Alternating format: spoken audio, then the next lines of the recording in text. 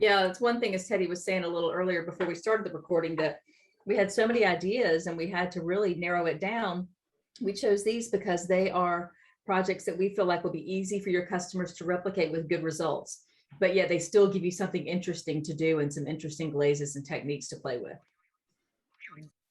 All right, everybody ready to get started? Yay. Okay, so if you haven't already traced on your pattern, let's go ahead and get your polycarbon paper. Test it to make sure that you have the side that transfers. You can see I did a little line, and if it transfers onto my bisque, it's the right side. So you lay that down, and then you put your pattern over it. And you can see that I've already done some tracing. I used a red ballpoint pen because I like to see where I've already traced, and I can see the red on there. And since we kind of had a little time, I've already traced out about 3 of these. And then I went over it just with pencil, primarily so you could see it while we're doing this video, okay? Not that you have to do that. If you do want to do it, it's not a big deal. Just lightly sketch with the pencil. A water-based marker that fires off is also very nice so that you can see it a little bit better. Pencils sometimes can have a little extra carbon in it and reject glaze. That's why I say lightly trace it on. So I have my little snowman, and I'm doing a different plate primarily because I didn't have this one. So I took what I had and I drew it on, but look how cute that is too. So it just shows you that you can put this pattern on all kinds of different shapes. So if you don't have your glazes out already, this is what you're going to get out. You're going to do SC7, Leaping Lizard, SC8, Just Froggy, SC23, Jack-o'-lantern, SC34, Down to Earth, SC96, Awkward. We put in a couple of speckled stroke and coat, which is really cool. All right, somebody obviously just called me. We have all the glazes out. You have your pattern traced on, hopefully. You're going to get a little bit of color. And we're going to be using primarily our script liner. And I also have my handy dandy little friend, the 10/0, or what we call 10-aught liner. I'm using the CB, which is called ceramic brush line. It has the wooden handle. And I always talk about this. My favorite really is the RB line, the reflection brush, because I like the acrylic handles so that the paint doesn't pop off. Okay. So let's put out a little bit of our Leaping Lizard onto a plate. Now, if you keep your pattern close, you're going to see that we kind of did it paint by number. So we're going to look for our SC7. And I like to do one color all at one time and then go back and do another one. All right. So we can just work our way down the line of glazes. We're going to do 2 coats of everything, but we're going to start out with 1 of every color and then come back. So I'm going to put out about the size of a nickel. I guess that'd be a 5 pence, and I have no idea in France what it would be. All right, so I'm going to dip my brush in some water so that I'm priming the natural hair bristles, flick it off the cross, get rid of the extra. Load that brush up. We use the script liner because it holds so much glaze that we can do long brush strokes. So I really have it loaded full. I like to start at the widest point, and I'm going to lay my brush down, press, pull it towards the top. I have a ton of glaze on the second side or the back side, and I'm going to lay it down, try to even that out a little bit. So we're going to just start out with laying down a good coat of glaze. Definitely. And I almost wrote down on each of the little hats the numbers. Yeah. Because it can get a little confusing when you have this many hats and things going. So that's something that you could have your customers do also. Now, somebody asked if we were going to base coat those foundations. And this time we didn't. We're just going straight onto the bisque. Couple of reasons is it's just a little bit easier. You know, you don't have to wait for glaze to dry. So, but you have options. If I was doing a workshop and I had a bunch of people taking this, I would have them probably base coat with foundations. I want to keep playing with that. And then I would let that dry and then transfer the pattern on. Now, if the glaze is damp, clay carbon paper doesn't work very well. So you want to just decide, do you want to spend time clear glazing or have the customers base coat it? All right, so you can see I'm getting a nice long brush stroke, no little short choppy brush strokes. And I'm looking for everything that has an SC7 on it.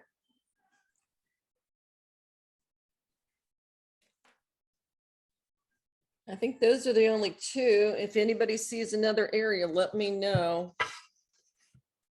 I'm going to let that dry. And actually, this is going to dry so fast because we are working directly on the bisque. And since earthenware is so porous, we could probably go ahead and get our second coat on this one instead of having to come back.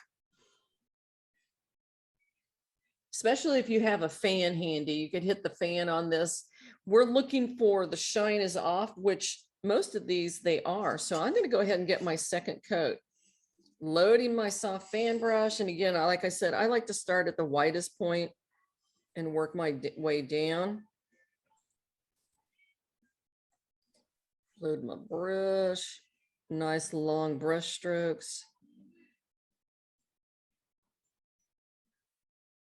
And if your customer's doing this and they forget the colors, you know, you could always have a little palette that has the numbers written right there.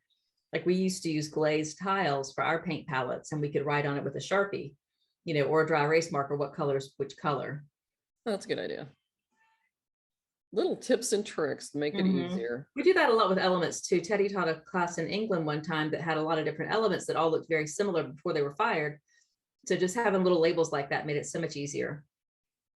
Oh yeah, especially with elements. They're either black or they're iron oxide. All right, I'm gonna get my, oh, look at how pretty that is. 2 coats. That color is finished. You see, it didn't take very much. That was maybe 1/4 of an ounce.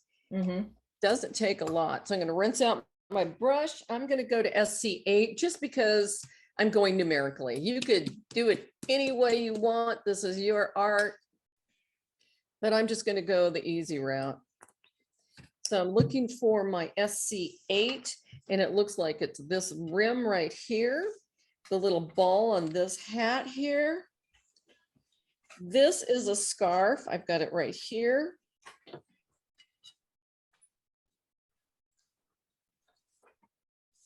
And this little leaf up by the swirly area, which I was missing that right here. So this leaf, those 1, 2, 3, 4 to 5 areas. This scarf right here is SC8, just froggy. Okay, so let's do the same thing. Let's load our brush up with some just froggy.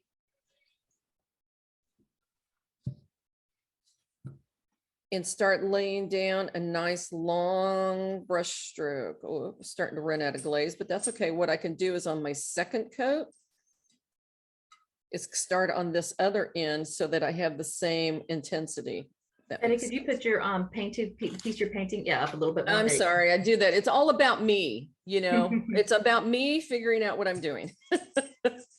So I was thinking about some different ideas with this project. Teddy showed her little mug there that she used just part of this. I love when you have a set of something that has a plate that has like just all these snowmen on one, then just one little guy on there, and they still go together. So I was trying to come up with some fun things that you could do with this. Things like a snowball party, or you could serve snow cones, which would be, you know, unusual in the winter or the winter months, but maybe where we are, we still want snow cones because it's still nice and hot here in North Carolina. Or shaved ice. you could do things with social media saying like, do a Google search for what's your snowman name, and where they put in like the first letter of your name means this, like icy, and the second letter of your, first letter of your last name means, popsicle. So your name is Icy Popsicle. That's your snowman name. You see them a lot with the elf names too. But there's a lot of little things you could share that way. And then along with that, you could promote your snowman platter or your class or however you're going to promote this. I think it'd be a really fun event, especially because we have these vintage colors on this. And you could even do, and it's kind of monochromatic too, because that's kind of a popular thing as well. But doing like a deconstructed snowman appetizer party, you could have serve Oreos and carrots and marshmallows and all the things that you could think of to make up a snowman. Like the Oreos could be the eyes, carrots for the nose, do it that way, have vintage party foods that you're doing vintage colors. And I think it'd even be kind of fun to do like a dress your snowman game. So if you had a kids event or even an adult event, say you have patterns, and the patterns would be like the snowball, the round head, and a little bit of a body, a different shaped carrot nose, a different hat, and they could roll the dice, or you could figure out a way for them to choose, like they blindly put their finger on the piece of paper to figure out which hat they're going to do. So say, or if you have dice, say I roll a 1, I'm going to get the hat with the pom-pom. If I roll a 2, I'm going to get a regular looking hat, and just have them build it that way. And that could be kind of a fun way to build a whole design. That made me think of doing pin the nose on the snowman. Yeah. Well, the other thing is you could do a little upcharge on this and to cover your costs. So when the customer picks up, let's say their snowman mug, it has a packet of hot cocoa and some snowman poop, which is marshmallows. Mm-hmm. That's a very fun idea. But definitely include that in the price of your workshop or special, yes, or whatever you want to call it. It could be a really fun charcuterie piece too, like the one that you have here, or the oval platter that you already have as a sample. Have cocktails and charcuterie, or coffee and cookies or something, and call your event something like that and serve those things. I know everybody has different feelings about the food serving now, but people could even do it at home. It would be a great to-go event because you send them home with the glaze. You don't need much, and with the instructions and the pattern. This would also be an easy to go project, because you're not using very much of any one color. So you could package it up fairly easy in little paint pots. Yeah.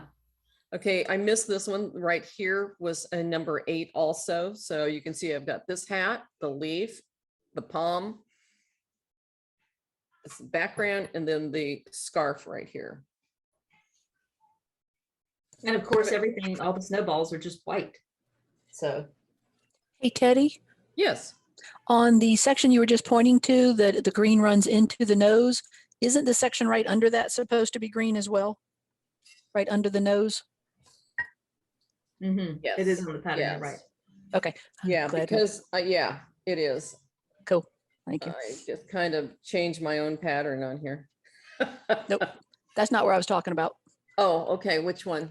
Right in the center, kind of looks like a sideways. Yeah, right below that nose that it runs into. Oh, yes. Okay, right cool. here. Yes, Just making sure I was doing it right. Cool. Thank you. All right. And I did have to switch over to my 10-aught liner on some of these because my script liner was just too big. Ooh, thank you. I missed that.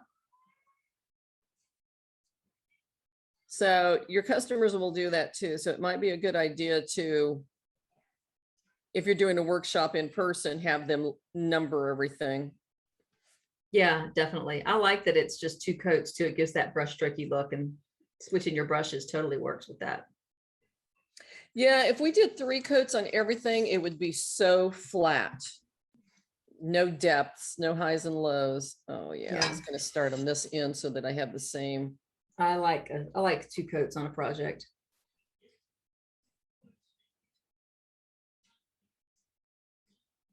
Very cute.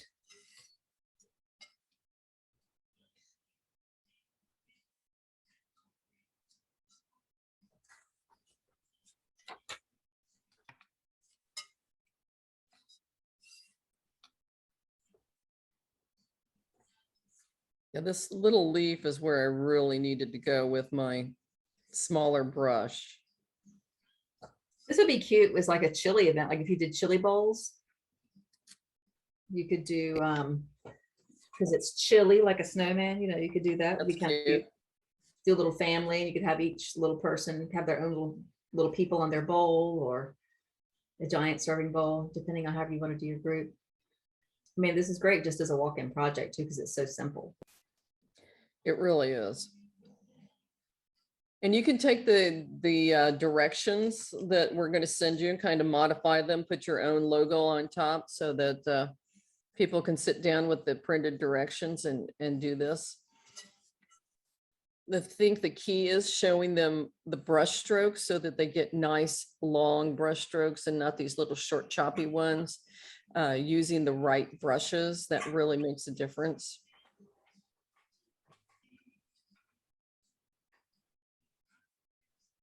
Yeah, and really loading the brush. A lot of people don't get enough glaze on their brushes. Right. Well, and that's also, and I've said this so many times, but that's also why I like painting off a palette, is because you're not going to wipe any extra glaze off. You're going to really load this bad boy up. Okay. I'm not sure if you guys are ready to move on, but I am. So we're just going to work our way down. Obviously, the SC23 jack-o'-lantern is for the little noses. If you don't want to go to the nose yet, if you want to continue working on the larger areas, I'm going to switch over to SC227, which is our speckled sour apple. Sour apple is always one of Mako's top sellers. The speckled is really fun. It just adds a little bit of pop. You can see those little specks in there. So it's doing extra design work for you. And it makes it really easy, but it adds some texture and design work. So the other thing, Stroke and Coat is non-toxic. I'm going to get a newer bottle. Okay, you guys, this is how good the glaze is. I've had this bottle since 2013. Obviously, I don't use it often. I just ordered this to make sure that I had a new one, but you can see that it has an AP seal, meaning it's non-toxic. If you are going to use Stroke and Coat on any of your stoneware, it gives you the mid-range, which stoneware is mid-range color results. This color, which is speckled jaded, is going to lighten up slightly. It could still work for you. All right, so I'm going to shake up my Stroke and Coat speckled sour apple. I did not need that much glaze. And I'm going to start with, so it's going to be this hat, this kind of funky little flower here, this hat, and this little guy's scarf. Same thing, 2 coats.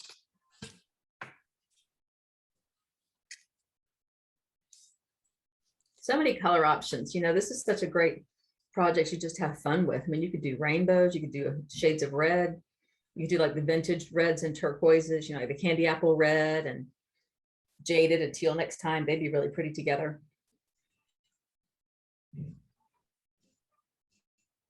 I think the speckles just give it enough of a break, so it's not just a stroke and coat. It adds that texture and depth to it. Not texture in a bad surface way, but good texture in a looking way. I think it's fun. I mean, it just adds a little pop of something. It does, and it makes it like it's a food safe piece too, you know, because the jungle gems are not necessarily something you would have put on your food surface because of the texture, you know, the surface texture. And this, it gives you some oomph to it, but you can also eat and drink right off of it. Yeah. Love we both. manufacture the speckles that go into this and then add it into the glaze. The base color is actual Stroke and Coat sour apple. And then we add the speckles that we make. It's so cool that we make our own. I mean, it's really amazing to see how they do this, y'all. They have these, when you go in there, they have these giant drums. I mean, we could fit several of us in there that with glaze, you know, that they just then dispense into the smaller bottles. It's really cool to see how it works. So do you think, Krista, I could talk you into getting one of those drums when we're there next time and then taking a picture? Yeah, we did that one time, you know, back when everybody was doing the ice bucket challenge. Right. Teddy, Yeah. Teddy Colleen and I all got into a big bucket and had ice water dumped onto us. It was cold. I But did we all not fit into enjoy one of those it. big vats Yeah. with plenty of room to spare. See, that's going to be a good trivia question. We should find out how many gallons of glaze goes into one of those vats. Hey, y'all should put your guesses in the chat, and then we'll do a prize for whoever's correct. Or closest within a gallon or two. Yeah, we'll do the closest without going over. How about that? Like The Price is Right. So if you have a Ooh. guess as how many gallons is in a vat of Stroke and Coat, big old glaze thing that Teddy, Colleen, and I could all fit in. Ooh, you're gonna have to email somebody fast. I will. I don't have to announce it now. I can announce it in the email. Oh, okay. So if you have a guess, you can put it in the chat and we'll have a prize. So on this area right here, you can see I'm not really following my pattern. I'm going to fill it in with nice long brush strokes because the design work and the pattern is actually going to be created with Duncan French Dimension. And it totally slays me that after all of these years of Duncan being essentially and Mako competitors, that I'm now teaching with Duncan products. Just kind of cracks me up. Oh, pretty. Look at that. So I've got my first coat on there. Hey, people are guessing. This is awesome. Kelsey wants in. Let's not admit her. Oh, well, I guess we'll let her in. All right. Oh, good. I'm getting lots of responses. This is great, you guys. I'm glad you're guessing. And I'm writing your names down and I'm writing out the. I'm very curious. No, I want you to find out now because I want to know before the session's over. Okay, I'll see if I can find out now. Email Ben. Ben would tell you. He's pretty good about answering. Okay, so we just went, hey, Kelsey from Mako. All right, so I'm going back now and I'm adding on my second coat over the first one because the shine is off. You can see it's fairly dull. There's a little bit of shine here, but maybe by the time I get down there, it'll be dry enough. Doesn't have to be bone dry. We want it to have a little bit of tooth to hold on and grab my next coat. So with Stroke and Coat, one coat is like a watercolor, transparent. 2 coats is semi-opaque. And 3 coats should be solid coverage. That is definitely a good selling point and good for you guys economically because you don't need 4 and 5 coats of glaze to get good solid coverage. It's Mako's viscosity and highly pigmented that gets you that. And it's going to save you money in the long run because of the fact that 3 coats will get you full coverage. So you notice I kind of switch, but I'm doing nice long brush strokes. I guess I do need a little bit more of this.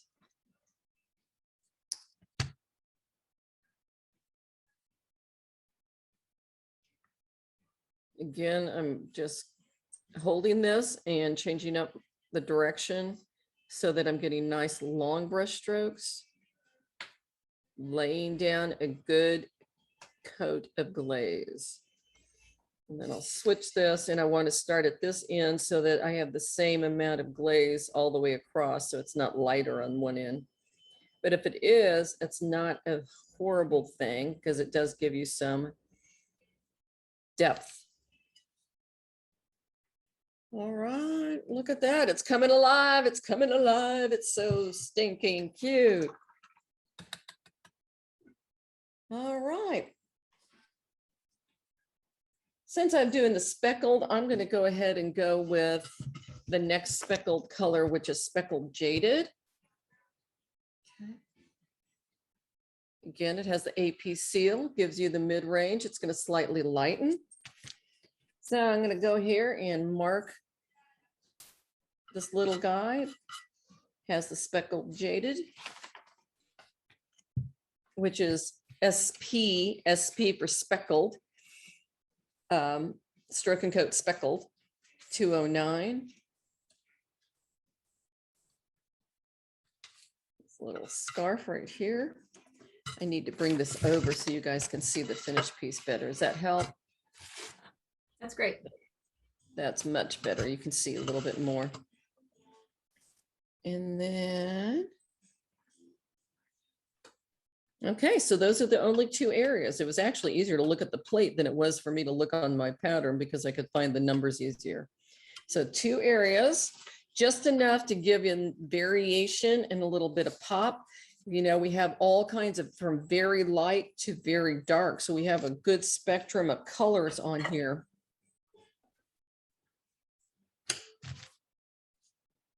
But all kind of monochromatic. I'm looking to see if anybody else has any more guesses. I am curious to find out. Yeah, we'll see what happens. So if y'all don't know, we have this game called Colorwise. It's a game show that we started on our Mako Creative Studios Facebook page. Really fun. Our first guest, she got all the questions right, and we do different games. We've done multiple choice. It was called Name That Glaze, and that's what Lillian participated in. Teddy and I played around the other day and did like heads up. Always want to call it headbands, heads up. And so we mix it up and keep it fun. And so this is the kind of questions that we would ask on here. And, you know, we can often give multiple choice questions because that helps a little bit, you know, because it's hard to know. And you guys are guessing on this without having even seen these vats of glaze. But when we're doing the game, we kind of give you a little bit more to go on than that. But we do it once a month. We probably will skip December because we know people will be so busy, but we will do it again in November. And we do it in October? No, we'll have to do it in October as well. So if you are interested in participating in our Colorwise game, we would love to have you. You can put your name in the chat or just put your email in the chat if you want to do that, and I will contact you about it. It's really fun. We do it through Facebook Live. It's easy. It's not scary. We have a good time. And then we just love to have you join us. And we do it for prizes too. So Lily, the first guest, got all sorts of goodies. And we think it's fun. We like to keep you entertained. It's a little edutainment, so you can learn something and have fun. And win prizes. Right. Make prizes are good. All right, so this little guy's scarf is on both sides of this nose here. Have you guys noticed that the speckled stroke and coat, the ones that we're using, kind of have a little bit of a different consistency? You know, it depends on the chemical composition of all of the various glazes that you'll notice that some may be a little thinner or thicker than others.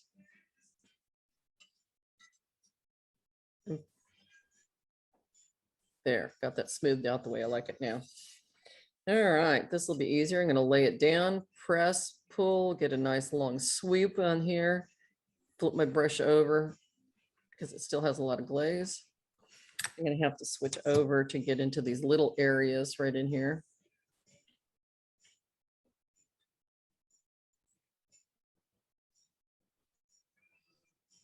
Now I added into the chat the address of the Mako Creative Studios Facebook page.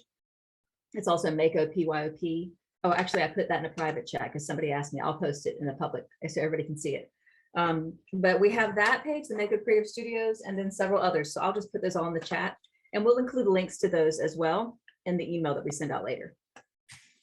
Yeah, we will.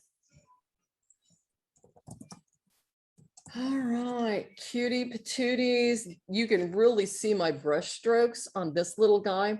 So when I come back and add my second coat, I really want to try to even that out a little bit. But what is nice is when we start adding the French dimension, which if you've not used the Duncan French dimension before, it is like a puffy paint. So it's textural. We're actually going to add raised surfaces and design work and dimension to this. It is dinnerware safe. It is food safe. So even though we have a texture to this, the way it's formulated, it is okay. It should be able to withstand being used as dinnerware. So by adding all of our little designs, it's going to break the field of vision and you may not see uneven strokes, but I am definitely going to come back and try to make sure that this speckled jaded is a little more even. Okay, good. You can see that now. All right. Anybody have any questions so far? How does the French dimensions differ from the Mako accents is our question. Mako well, one, there's a lot more colors in the Duncan French dimension line, but accents, they're actually similar in concept for the fact that they are both a textured product that acts like a puffy paint. Mako only has, I think it's 2 colors, black and white, maybe down to 1, but I know black. So we don't have a wide range of colors in it. They're both dinnerware safe. They're both food safe. I do know with Mako's accents, you can build your design up to 1/4 of an inch thick by putting on a coat, letting it kind of set up a little bit, and then layering on top of it. I am not positive with French dimensions, you can get it that high.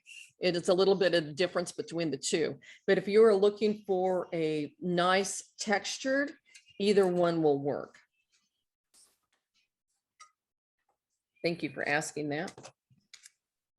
And we're using primarily stroke and coats on this plate. People have asked me before if it's what's comparable in Duncan. This would be the Concepts line. It'd be comparable to stroke and coat. Remind me to talk about that also when we get to the tree. There's a question about, are we going to change the bottle that Duncan had to make it easier to squeeze? Making the Duncan bottle to easier to squeeze. Oh, like, yeah, changing that bottle. I have not heard of any changes on that. No, I haven't either. I think I like this because it's flat and easier to squeeze versus these bottles they hurt my wrist after a while because they're still a little too much.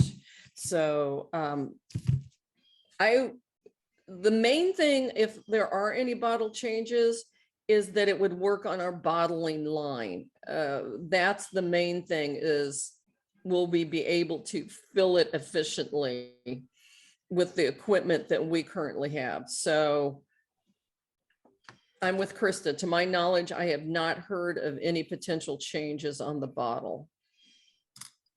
I agree with you that if you do any outlining with any of these texture glazes, if you have any carpal tunnel or weak wrist or anything, it does kind of strain it after a while. Our in-house designer, go ahead. What? I'm sorry, you go ahead. Oh, I was just going to say our in-house designer used to use pliers, and then she could grip the pliers and use it because it didn't hurt her wrist so much. I think one of the keys with the French dimensions, when I have my studio, people would want to, they were glazing and they'd start banging the tip on the table. And that is really kind of what messes up that bottle, because they start banging it down. And then in the process, they flatten it out, and then the glaze doesn't flow out as nicely. So I would be very aware of what they're doing with that. You know, give them a pin to stick in there. Just have them be careful about that. Right. I agree with you 100% on that. It's keeping that tip unclogged. You can, at least back in the day, and Krista, tell me if I'm wrong, but I used to be able to pop this off, and then I would add a drop of water. Just start with 1 drop at a time and mix it up good if it got too thick, you know, or if you just couldn't get it out of the tip. You can microwave it for just a second or 2 to get it out. This is a brand new bottle, so I shouldn't have any problems. I used to get so irritated when my customer would snip the tip off, because then it came out too much, or they'd take something the size of a baseball bat and try to open the tip up and they would ruin the tip. It was frustrating to me. So I think having pins, probably some of those seamstress pins with the little ball on the end of it, would be nice to keep so that you can find it. What would be nice, it doesn't exist to my knowledge, is if there was a little tip going down here. So then when you put the lid on it, went into the tip, but we don't have that right now. One of the things that I've had issues with about those is that they don't unclog even with a needle. So what I've been doing is towards the end of the night, I take the bottle tips that have been used so much and I actually soak them in a mixture of, I think it's like 50-50 of alcohol and water. And it seems to break up the glaze a little bit to allow the tip to be cleaned properly, and then rinse it off with some water and then throw it back on the piece. Nice. Oh, nice. Thank you for sharing that. You know, I also got to the point, I had some customers that could not do a project without having French dimensions on it. So they would just buy their own bottles and just keep them and bring them when they came, because that way they knew they were in good shape when they got them. So there's another option for you. Sell it, sell it. Makes All right, people. money. I have an answer for you on Woo! the giant vats of stroking coat. Okay, hold on. Is anybody going to put in the last guess in? You've got 3 seconds to put the answer in, or your guess in this. One, how many? 1, 2 Mississippi, 3 Mississippi. Okay, you're 2 new messages. Hold on. Okay. All right. It's over. All right. First up, drum roll. All right. The answer is the big vat, 240 gallons. So the Ooh. winner, without going over, is Ruth Lawton. She said 225. All right. All right. Congratulations, Ruth. We'll send you some goodies. Yeah. See how much fun prizes are? Ruth, I'm going to write that Woo-hoo. down. So that's the big vat, the big gallon, the big tanks are 240. That's a lot of glaze. Yeah, because if you figure what a gallon of liquid weighs 8 pounds, so 8 times 225, I can't do math that high. That's a lot of weight. That's pretty cool. That's Okay. fine in marketing. I don't have to do math. Whenever we're in a meeting and something comes up about math, Colleen just looks away from me. Yeah, I know that feeling. All right, let's go to awkward, which I was horribly awkward in my teenage years. So it's a beautiful color. It's kind of an aqua. So we have this little scarf here, the scarf down here, its little palm here, over here. So I've got 1, 2, 3, 4 areas. And if I miss anything, let me know, you guys. We'll go to awkward, and then we'll do the little nose, because the little nose just pulls it all together. We'll do the black on the eyes and the smile, and then we'll go to French dimension, because that's going to be our last little step on the front of this. The back of this plate, we painted it with the directions say to use stroke and coat tuxedo. You could use foundation black. If you wanted it to be the same color as one of these greens on the back, knock yourself out using any of these stroke and coats. I personally think like the speckled jaded would be fun on the back, because you get all the specks of color and it's just interesting. So you will do the back of this plate after the session, because you can do 3 good coats of any color that you want on the back. And you would use your soft fan breast for the back. Because we did not put any foundations on the front, you are going to dip this plate, or you're going to apply clear glaze, whether you brush it or dip it, okay? And so continue on. We're going with the 2-coat mode with the little designs. And now I'm on awkward.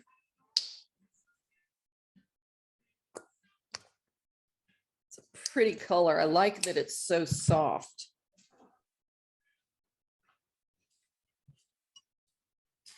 Again, loading that brush up nice and full. Doing a long brush stroke. Going to start at the top of my plate and work my way down so I'm not bringing my hand through the glaze.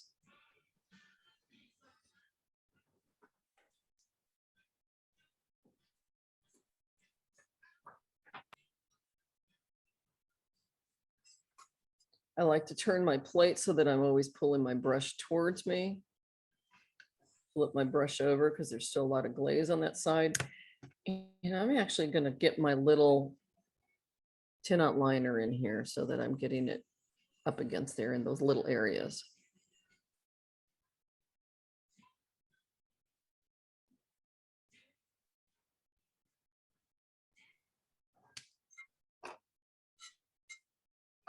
Is anybody else getting it where you don't want it? This is the second time that I've actually dropped some color into a spot that I don't want. So the beautiful thing is, you know, nothing's permanent until it's fired. So we can always correct any errors.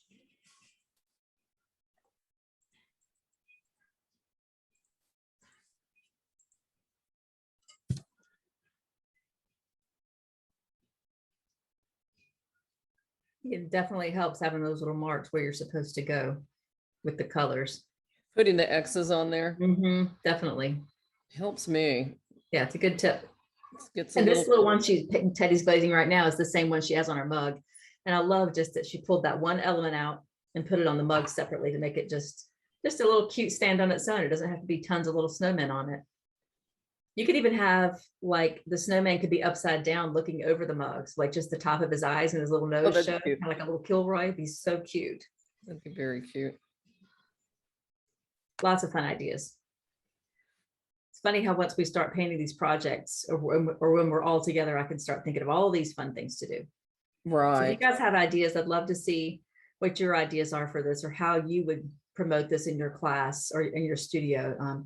Pop them in the chat or pop up and say something. Love to see hear what you think of this project and how you would use it and incorporate it. It's a great just walk in. And you can really fancy it up if you want to. You could always take stamps. You know how our stamps are flexible to add texture to the hats with a little bit of a darker color would be really fun. Makes me think of that. The one that's the mini fern, that's such a great one for so much texture. You could do a lot of fun stuff with that. Or the snowflakes, anything. So you can take the techniques and add or take away from to make the project your own. Oh, definitely.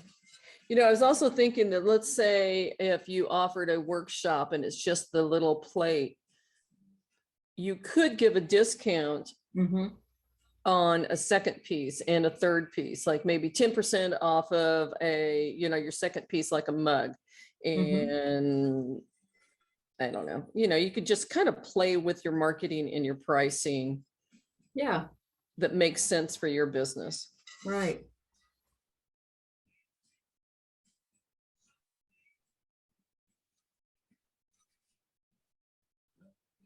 I love the idea of something extra, like you said, with the hot cocoa to go with the cup. Yeah, I'm all about value added more so than discounting. So, you know, if this would be and I'm just making it numbers, a $35 class normally, you know, you could charge $37 and then they receive the cocoa and the marshmallows or something gourmet to go with the mug. You know, but it's definitely included in the pricing, but you say it's free. Yes, you cover your costs. Yes. So Diana says she has already added some snowflakes using paper stamps. That's awesome. You should show us, Diana. Where are you? Show us. Well, here she is. Let me add her to the spotlight. There you are, Diana. You're spotlighted. They are already dried, but you can kind of see them up at the top. It's hard to see them, but a little bit, yeah. Yeah, the reverse where you punch it through and then you sponge through the actual hole as opposed to sticking it down. Nice. Kind of yes, good. Thank you. Yeah. And I only have one I have to remove. Oops. Only one. Thank you. You're welcome. Yeah, thank you. See, that's just it. Everybody has their own ideas and inspiration, and we love the fact that you guys are sharing that. Yeah, here's some more. Beth says, I'm putting my snowman on a Dunkin' medium entertainment platter. Fits beautifully. Going to market as a cheese charcuterie plate. I love that. All right, Helen where are you, Beth? Yeah, Teddy wants to come over. No, I want to see it. Helen says, add a snowflake punch out here and there on your plate with French dimensions 258. I love that too. These are Okay, great. find them, Krista. I want to see Beth's Duncan. Let's see, where Platter. are you, Beth? Let me find you. Yeah, charcuteries are so popular. That's a good idea. And then I want to see Helen's. I have to find Beth. Where did you go? Oh, there you are. Okay, hang on. Sorry. Spotlight. Yes, there she is. Oh, that Oh, looks great. That's a perfect flat piece for this. Nice. oh yeah. I like that shape. Thank you. Good idea. Thank you for sharing. Just to kind of pop in too, we did a charcuterie board class, kind of similar to the dish that you have right now. And that one was very popular. We actually had, I think, 5 or 6 guests come day of, and then when we promoted it a little bit more, we had a whole bunch of people coming in to do it randomly through the week. So charcuterie boards are very popular, and to them it really doesn't matter the platter. True. That's good. Thank you. Oh, good to know. Good to know. Diana's using the same piece as Helen. How about that? I think if you just say charcuterie, you could say, this is a charcuterie canister. You could sell a whole set of canisters. So this has the word charcuterie in it. Have you noticed that they're also advertising art cootery, or, where you're arranging vegetables and, making any platter decorative? Nice. I love that. Okay, have this nose here- is just making this come alive. It really does. It just that little pop of color.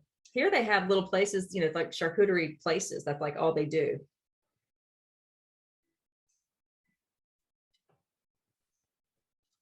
Let's switch Nice. brushes. I love that you guys are sharing. This is great.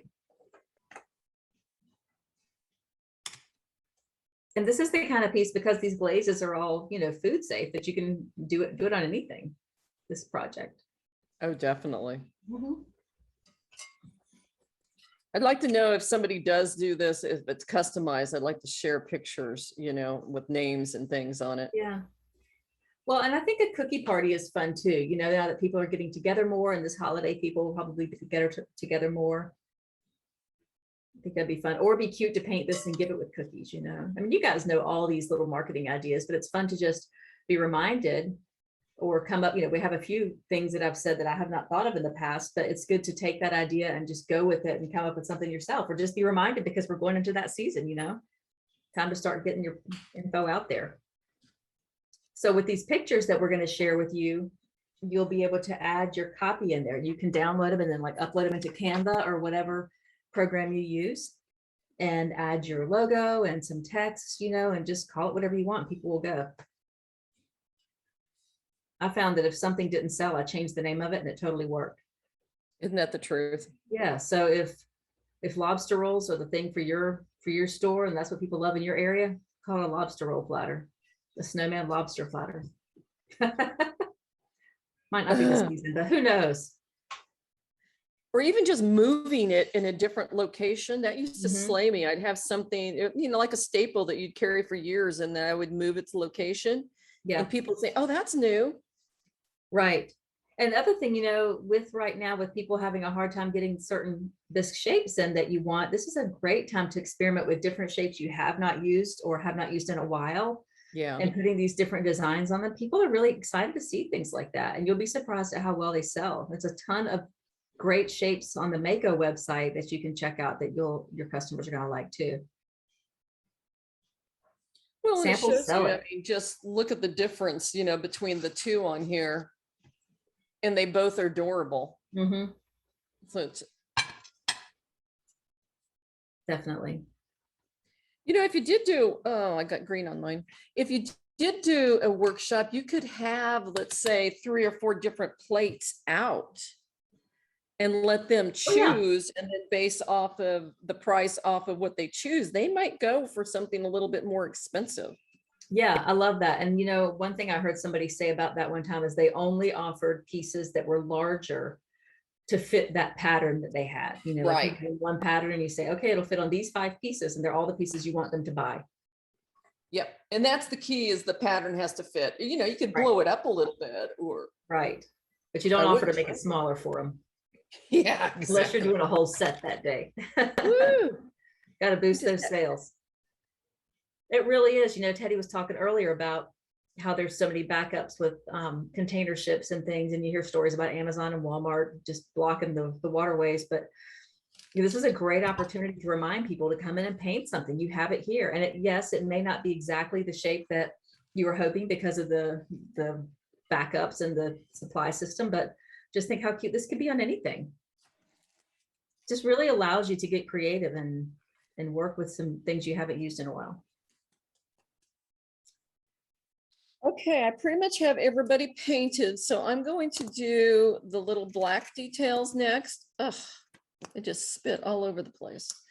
And if you have any tips on outlining, share the wealth, because I honestly do not think outlining is easy. It takes practice. I do use the 10-aught liner. It has a long little bristle that I like to work with. A key for me is I load some water on my brush, and then I kind of sneak into those edges and I pull out my glaze, somewhat thinning it. You can see how it's thinner. And with outlining, for a very thin line, like you can see there's a very thin, fine lines on these little guys. You want to hold your brush perpendicular, so it's almost straight up and down. I use my little finger to hold my hand steady, and I just, oh, I have a shaky hand today. And I'm holding my breath. But I'm staying on the tip of my brush, okay? So I'm just going to dot this. If you hold your brush like a pencil, like I am now, you're going to get wider lines. Mine's going to have a couple of freckles because it's spit on there. He has a little Cindy Crawford mole. Yeah, you're right, Regina. It's all that Diet Dr. Pepper. It's the caffeine. I so agree. All right, so on the little nose, I'm not going to try to outline it perfect. I'm going to go all wild and wonky because that's a little bit more my style. And then you're going to add in those little tick marks on there. Okay, this is a lot wider than I want, but by the time I get all my designs on here, hopefully it's not going to draw your eye to it. So we're going to, at this point, give a little definition to the snowman's face. I think it's good to have samples that aren't 100% perfect in your studio, because you don't want to, you know, intimidate people. Right. Having Well, a and let me variety. show you something that I did that is not on the sample, and I like the sample better. See here, I outlined the whole head.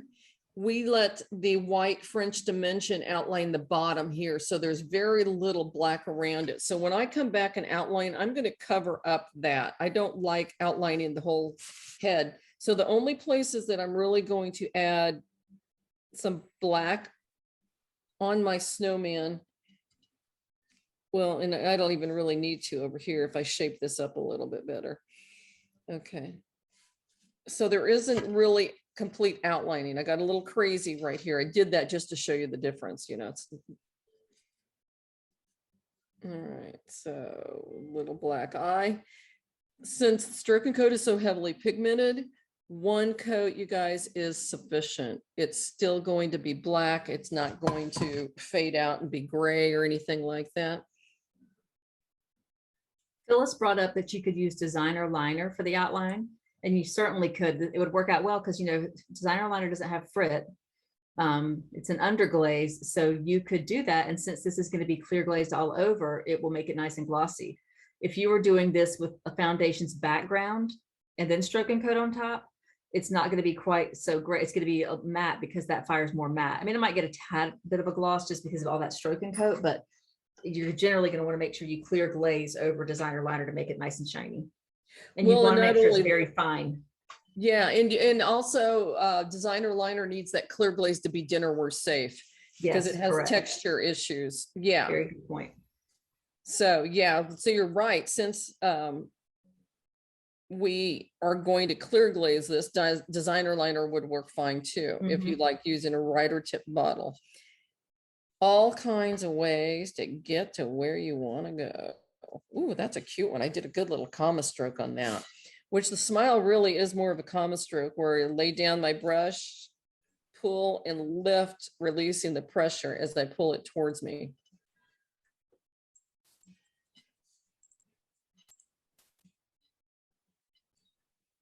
I like the fact that there's not a lot of detail on the faces. This one, it needs a smile. The nose is covering it. It almost looks like a beak. You could make a little half smile or something on that one. Yeah, artist choice. I'm gonna add something in there because it just needs something in my opinion, but okay, I'm much happier. No, I'm not. Very cute. There you go. Oh, I like that. Wore me out. So if you don't have any tips for, making the holidays run smoothly, we'd love to hear that too while you're glazing. You can say them out loud. You can add them in there. Anything you want to share, we encourage. How are we doing on time? We're doing good. All right, so now here's my finishing touches. So I'm going to start adding the French dimension. I have a new bottle, but I'm going to shake down the glaze to the tip. And I like to always start off on a palette or something just to make sure that I don't have a little air bubble.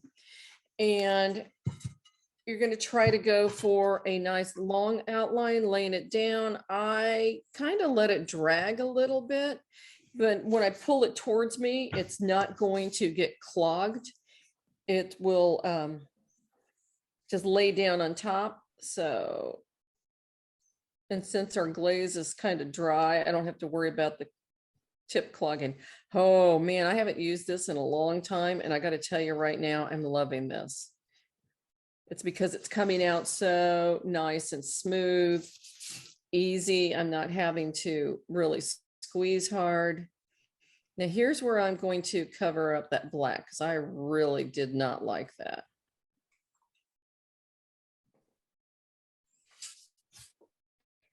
You are welcome to change up your designs with the designer liner. Let's see, there we go.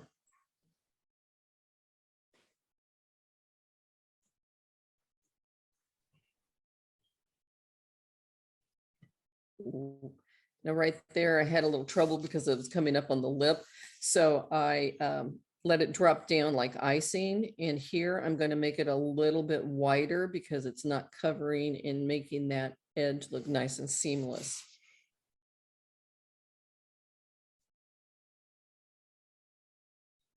Now this is the part that I think you could mess around and play with and futz with this forever, adding little design work. Definitely.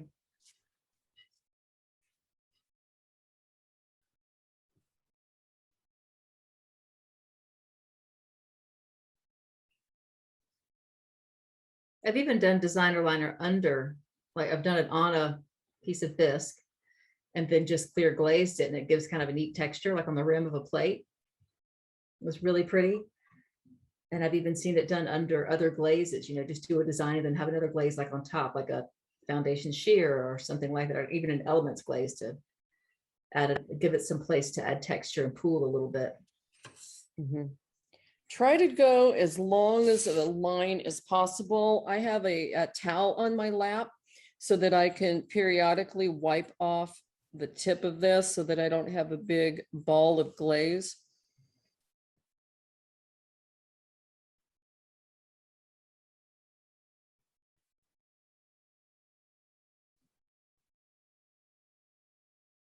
I'm not sure what I did over here, but it's kind of weird.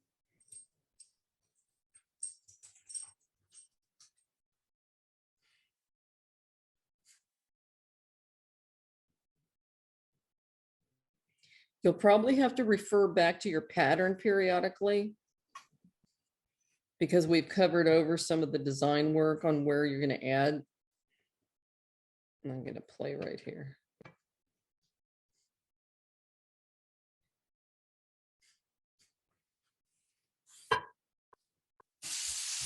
Find it's easier if I turn my plate so that I'm trying to always pull towards me.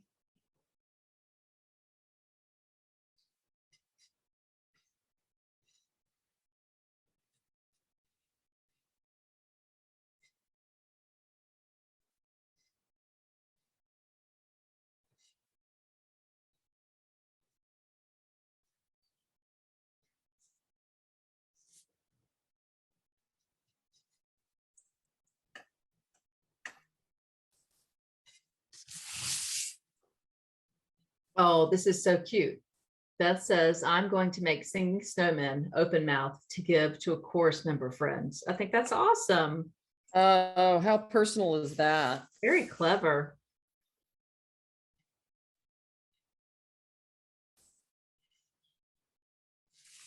That's what I love about this is you can just make it your own.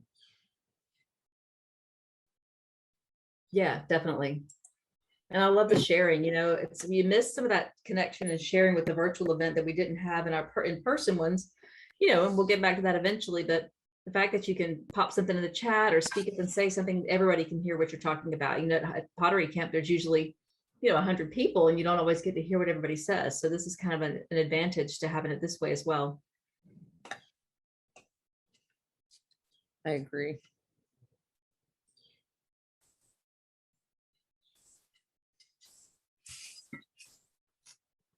So y'all have come, with those of you that have come to our classes in the past, when we do our Zoom events, people will share pictures and things and Make a Creative Studios Facebook page and our Make a Earthenware Society Facebook page, which I'll also add to the chat. But in the past, like for Pottery Camp, I've made a Facebook page for Pottery Camp where you can share your ideas and share the projects that you've done. I can still do that. And then Teddy will be sending out the email with all the information, but we can also add it there. So you'll have two different places to find the information. I know there's a lot of people are in a lot of groups on Facebook, so we want to make sure we have two ways to get the information to you. So I'll add y'all in there. And sometimes if you can't get in, maybe your name is different on Facebook or on your email or whatever. So if you have problems getting into the group, I have not set it up yet, but we will have it set up in the next few days, and then you can join and please share what you've created or any ideas you have about what you've created.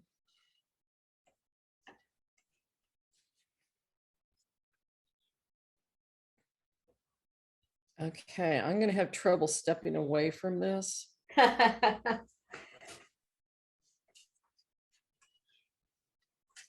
I am noticing that if I don't wipe the tip off or release the pressure every time that I lay this down, that I get kind of a ball of glaze at the very tip. Like you can really see it right there, that it's kind of, well, like I said, a ball instead of a smooth line. So if I release the pressure and then squeeze out, I get a little bit less of that ball on there. Now, I'm not really thrilled with this little mark here. What I did, it was supposed to be more like a snowflake. If I really don't like it, what I'm going to do is let it set up a little bit. And then I'm going to take my palette knife and just lift it off. It didn't come out what I thought was going to look like. All right. There we go. Got it coming down. So there is a way that you can take this off if you don't like what you have on there. You can let it dry, lift it off. Man, do not drink a lot of soda before you do one of these, or a lot of coffee.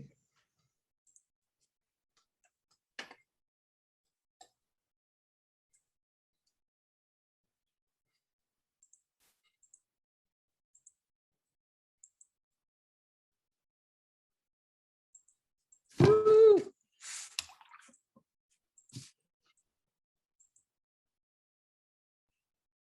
So I got a little crazy, and I'm using my liner brush with just a little bit of water to kind of smooth out where I got cray on this.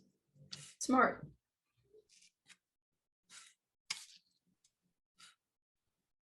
Yeah, you could even do little dot outlines, Oh, that'd be cute. Yeah. Little stripes are cute like you're doing. Those are nice.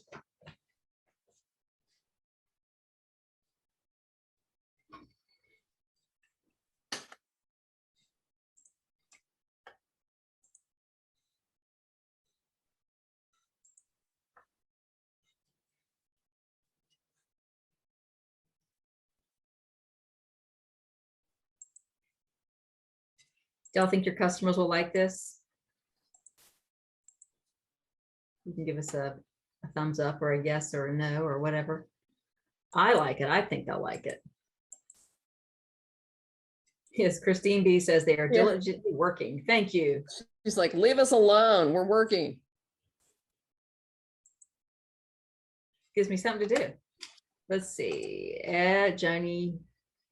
Every Friday in November and the first 3 Fridays in December, we are having Secret Santa's Kids Camp and Pizza Party, making 2 to 3 projects, ages 6 to 12 only, 10 kids. This will be one of the projects. Each week is something different. Yay, that's awesome.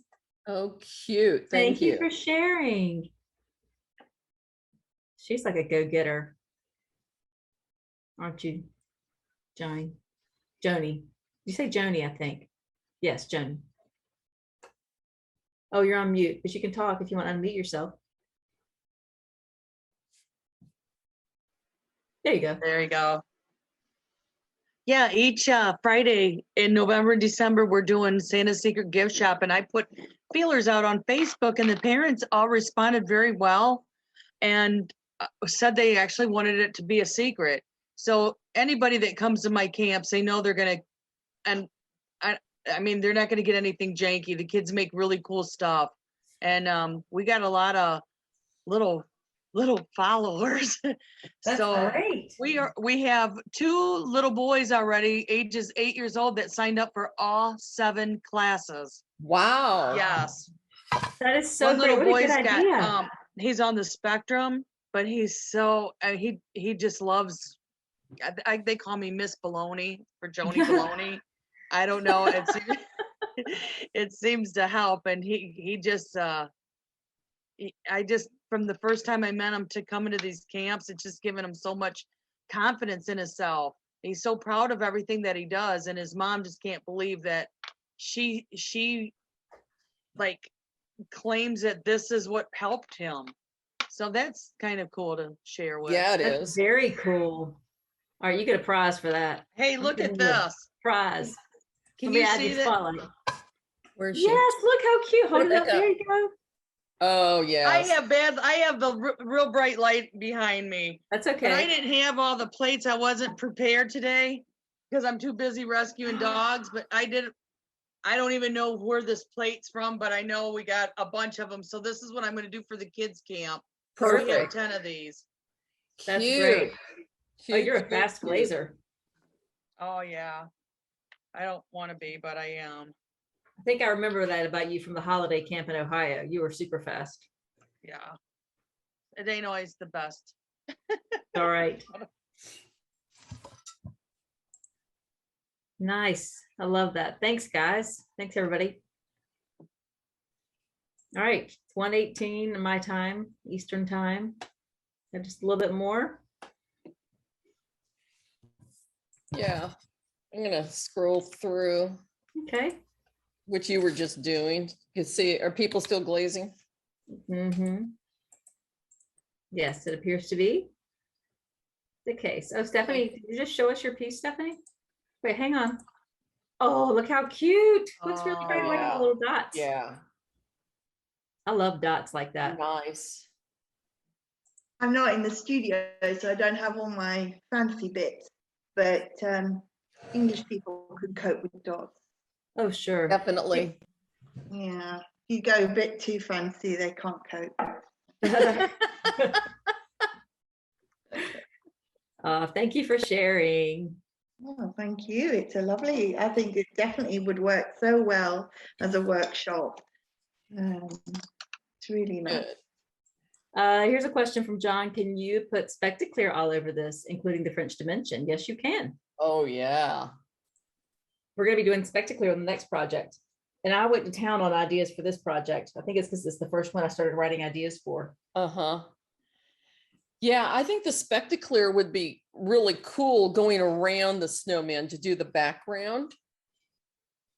I don't think I yeah. would want it on the faces, but Oh, you right, could put right. it every place else, you know. Yeah, that was actually Lynn. She's on John's account. So sorry, Lynn. Yeah, definitely use Spectaclear. You could do that, and then you wouldn't have to clear glaze it. And your customer does it. other things you might want to learn, we'd love to hear. I mean, we're obviously we do our monthly Zoom workshops that Teddy teaches and does a great job sharing about all the different products that we have and different product lines. But if there are other things you want to learn, pop them in the chat and let us know, and we can work on it for next year. You know, we're coming down to the end of events for this year. I think we'll be doing another product focus, and we'll also have our event with Lindsay Marr. But we need to start planning for the next year too. So we'd love to hear what you want to know. I will be right back. Okay. We'll be sitting here finishing up. We have about 8 more minutes. We'll finish this up and get ready for the next project, which will be the house plate project. When you're finishing up the other one, you get your things together, the colors you're going to need are SC26 green thumb and SC74 hot tamale. You'll also need your Spectaclear peppermint. And I happen to have a giant pint of it. I'm very excited about that. Also, we have our little writer bottles. This is what we're using for our decorating of this. The only brush we need is a fan brush. And I have scissors to cut out my pattern. My pattern is here. So when you print out your pattern, I'll show you on mine here. If you overlap them a little bit, if you cut it to fit perfectly, like if I cut this off here and here, it kind of looks funny. But if you kind of let them overlap a little bit, then the house lines up. The houses on both sides of that paper line up. So I cut them out and tape them together like this. So you can see where my tape together is, and you can see how they kind of fit together. And actually, when I traced it, I could see where it kind of came together. So let me get my plate out of the way. I'll show you these before we start. If you're starting to trace, that's great. The main project that we're doing, or the project that we're doing, is this plate, which I love, with the stroke and coat. The 2 colors are stroke and coat and the Spectaclear. No background color, super simple. And then here's another option. We did this one primarily with the red, the hot tamale. Here's another option, doing it with the green thumb for the main color, and then using accents of the hot tamale. Also have a sample how we did it on a bowl. And this we were talking about earlier with Teddy's project with, you know, how she took one snowman and put it on that mug. Well, this you could just do little houses and trees and things all around. Little snowman. And you can see how the Spectaclear, this Spectaclear peppermint has it's just a clear glaze. And that's what peppermint is. It's a clear glaze that has specks of color in it. So this has red, green, and white. And the cool thing is when you put it on top of red, you can still kind of see some red specks because it's a little bit different than that hot tamale color. The green you can see, and the white you can see you can even see the white on top of the green and the red because it's such a nice pigmented glaze. And then we also have done it onto a mug. So it's really fun to see different ways to do this. This is the exact same pattern, just done different ways. You could even just put one house on there if you wanted to. So I'm going to move these samples out of the way for now.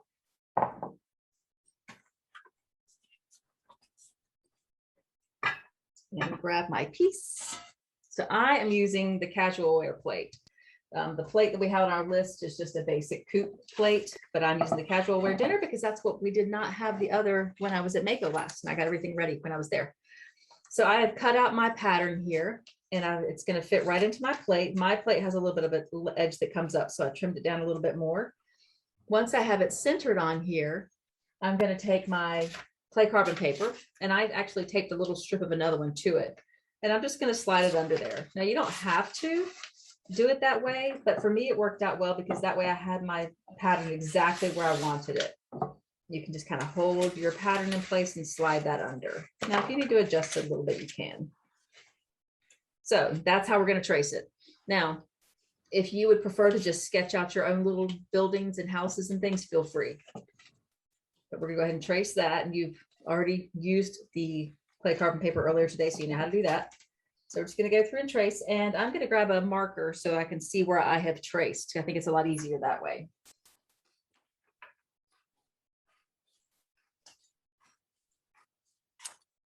All right, I'm going to go with red. Red seems to show up nicely.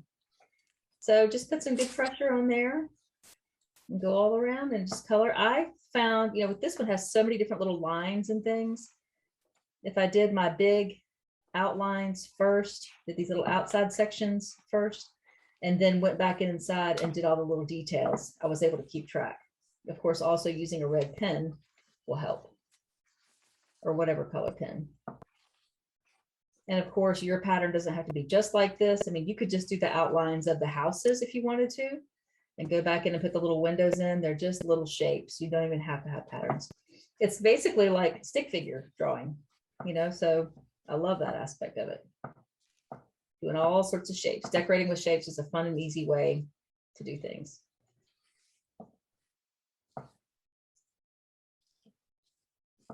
And every once in a while, to make sure you're get it pressed down really well, you can lift it up and see if it's showing up on your plate.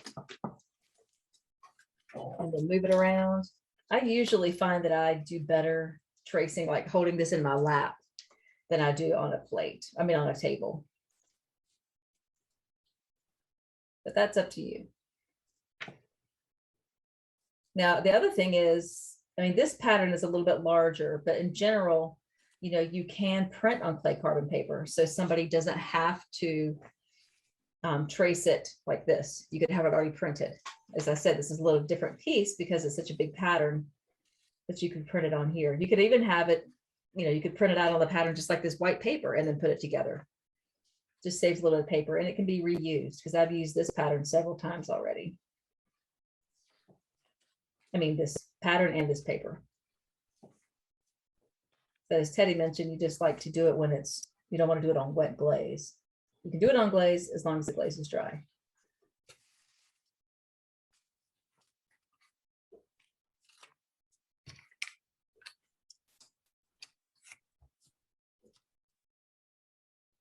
I'm actually going to paint along with you today, Krista. I'm so impressed. I don't think you've ever painted along with me. I haven't. And I'm just going to move my plate around, move it around. This little swirly thing is kind of like landscape. It doesn't have to be perfect. Just because you have a pattern on there doesn't mean you have to follow it exactly. You can kind of alter it as you go because it's going to burn off.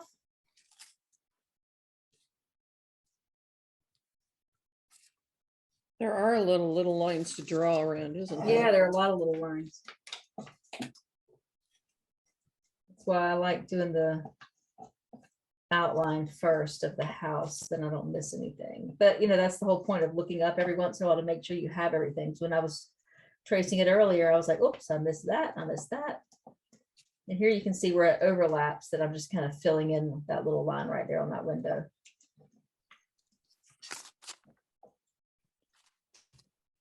Okay, this is a lot of, I may not do this one.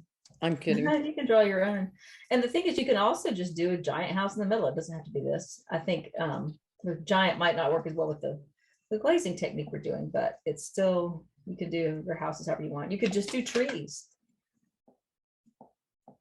You know what I was thinking, and somebody else said this as a rescuing dogs. I was thinking it would be cute to alternate a dog sitting and then a house and then a dog and then a house, or you could do a cat if you're a cat That's person. cute. Yeah. I think if you just think about this as like stick figure drawing, you could do any kind of little animals, Yeah. I'm going to stick with the plan, but I might do a second one that has dogs on it. Yeah, I think that'd be very fun. I find sometimes when I trace patterns like this, I don't do the pattern just perfectly, but when I'm adding my color, it's a little easier to just kind of put it like I want it. I get a little impatient when I trace. But the pattern, it can be a pattern to truly follow, or it can just be a pattern to use as a guide. And then you can always embellish. Again, this is another one I think you could totally personalize. Oh, definitely. You may have said that already. I have a whole list of ideas to share with y'all. Okay. Project. I was out of the room trying to get my supplies for this one. It's okay. This makes me think of kind of Scandinavian. Mm-hmm. Or something you'd like see at Crate and Barrel or something, just really simple designs, but it adds a little extra with the Spectaclear on it. Oh, a lot. Yeah. Yeah. I mean, I could see, somebody's initials in the middle or the family name in the middle. Yes, exactly. That's actually one of my ideas, putting a family name in there. You could do like a neighborhood thing with all these little houses, put names on. Mhm. Well, I think this would be cute for realtors too, if somebody just bought a new house. Oh, that's such a good idea. And I have a realtor for a husband who didn't even say it. Next Like house welcome to Richard the sells, we'll neighborhood. have to paint him one of these. Yeah. Anybody want to buy a house? I know a realtor. It's really nice. Cute. Yeah. She's a great wife.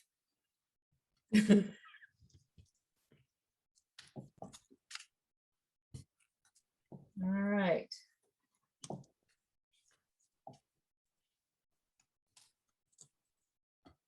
I like the house with the widow's walk on top. I do too. I think this is some really creative. It kind of makes me think of Mary Poppins, with the man, that the captain or whatever next door that always lets the cannon off. Makes me think of that kind of house that he had, the really big, interesting roof line. Ooh, I'm thinking that you could turn these into haunted houses and put like bats and stuff in between them, and tombstones, and change this idea up quite a bit. I'm all about the That'd be haunted good for house. Halloween. Yes, Yeah. exactly. It just hit me, and I just love Halloween. I'm like, ooh. Okay. So we have our piece ready.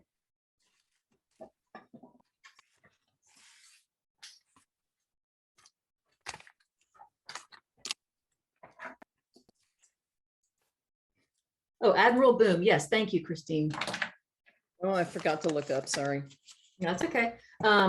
So Diana says she likes to do this kind of project with a brush. She prefers that over the bottle. So I'm going to show you this way, and you certainly take it and do it how you like. So for those of you that are finished tracing, we're going to be using our little writer bottles here. They are number AC 220. It is the detail squeeze bottles with writer tips. And when you get these, the tip has not been snipped off here. It's still just closed up.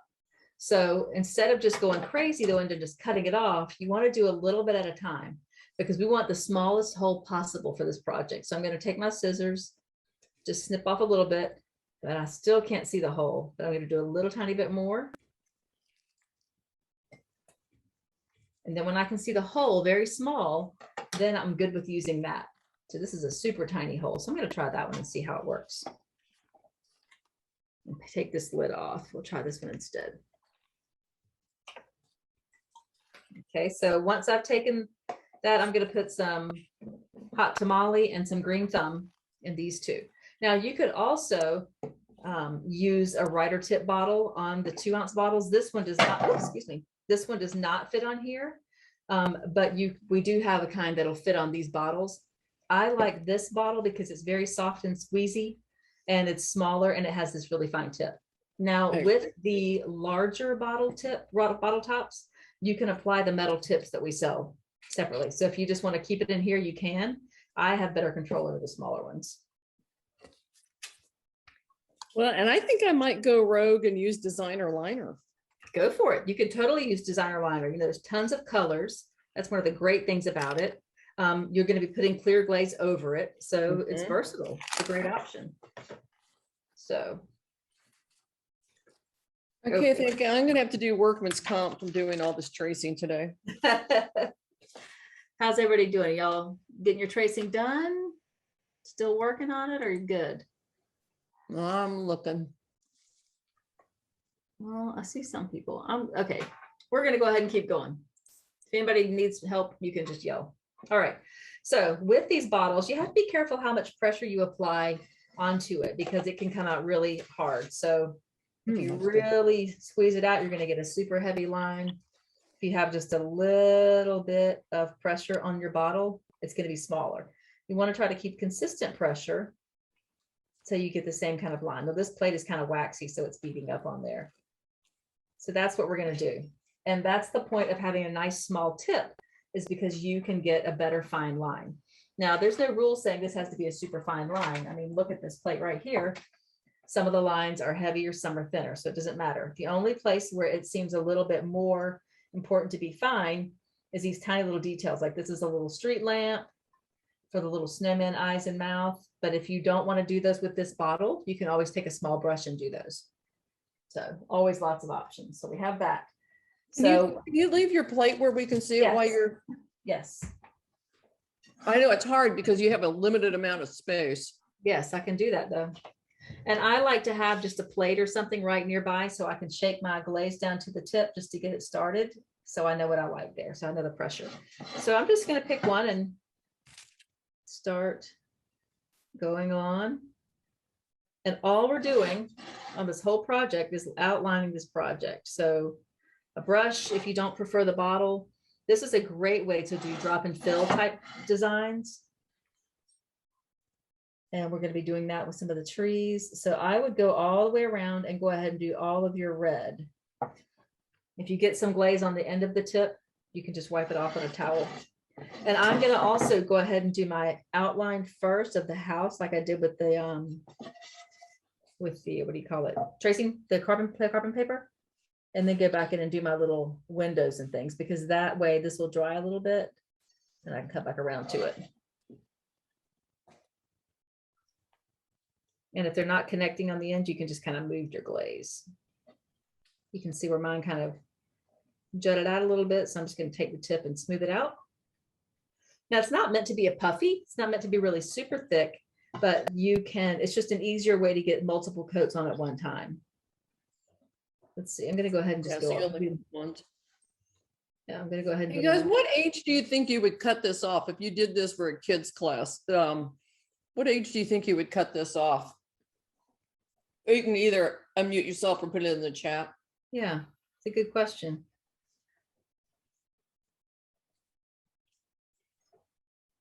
This is kind of a nice project to just kind of zone out to, you know, you can do so much with it. And I love that it's all one color for the most part. You don't have to worry about where to stop and start with your color. I'm actually going to come back at the end also after I do my outlines. I'll do my windows and doors, and then I'll come back in and do my little snow hills that we have on here.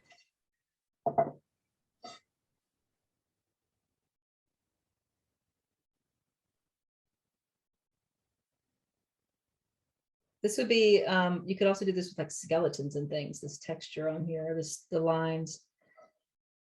And you can make it a little thinner by not going as, by not squeezing as hard.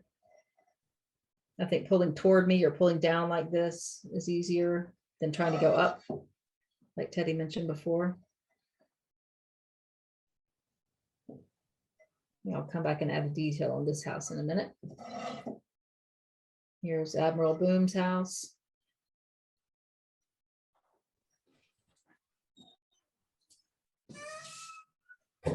So this is really just an easy way to get really nice bold color with just a few simple steps.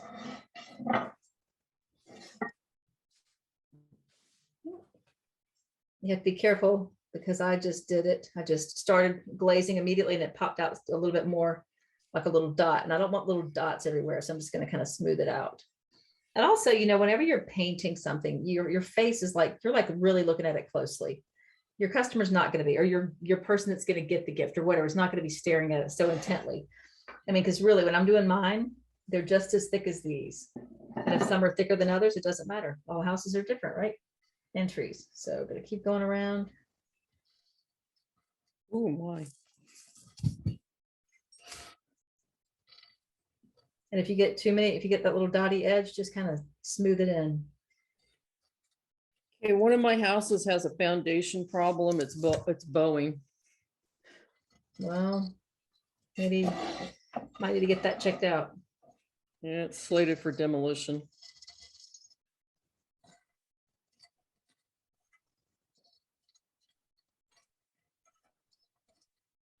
And I'm just kind of dragging it along. It's not that terrible noise of metal on here because it's just a plastic on here.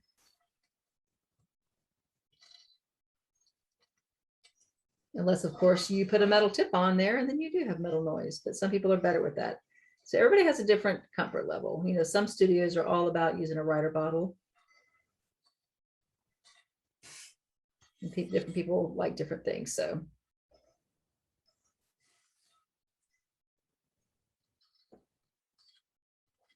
You can definitely manipulate the glaze with just the tip without even squeezing. Like I have some little areas here that are thicker in the corners than others, so I'm just kind of smoothing it out.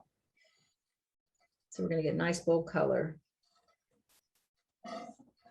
Then after I've done that, after I've kind of used my tip to clean things, move things around, I'm going to wipe it off just so I don't have a bunch of glaze bunched up on there.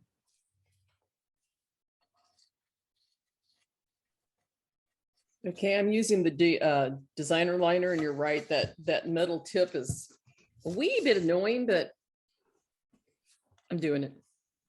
Yeah.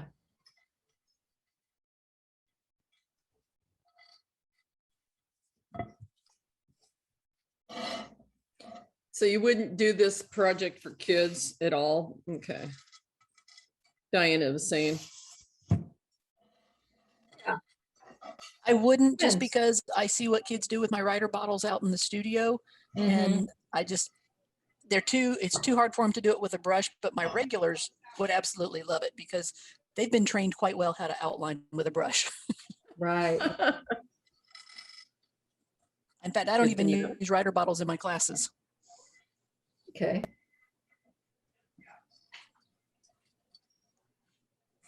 It's kind of relaxing, I think. You know, I thought at first I was like, oh, this is going to drive me crazy, but it's really kind of, you know, once you kind of get the feel of it, and that's kind of the point of the class, is to get the feel of it so you can then show your customers. Just learn not to squeeze too hard, or if you do, just move it around a little bit.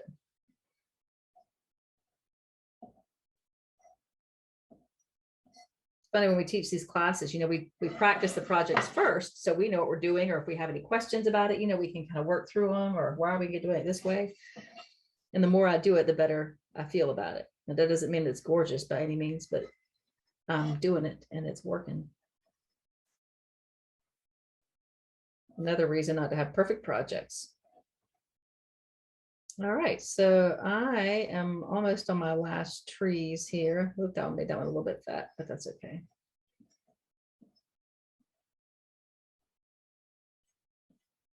I really like the idea. I think Teddy mentioned this, putting a name in the middle, you know, like a family name. You could put a holiday, you could put Merry Christmas or whatever. Gonna do my little snowman here, and then I'll come back in and do my details.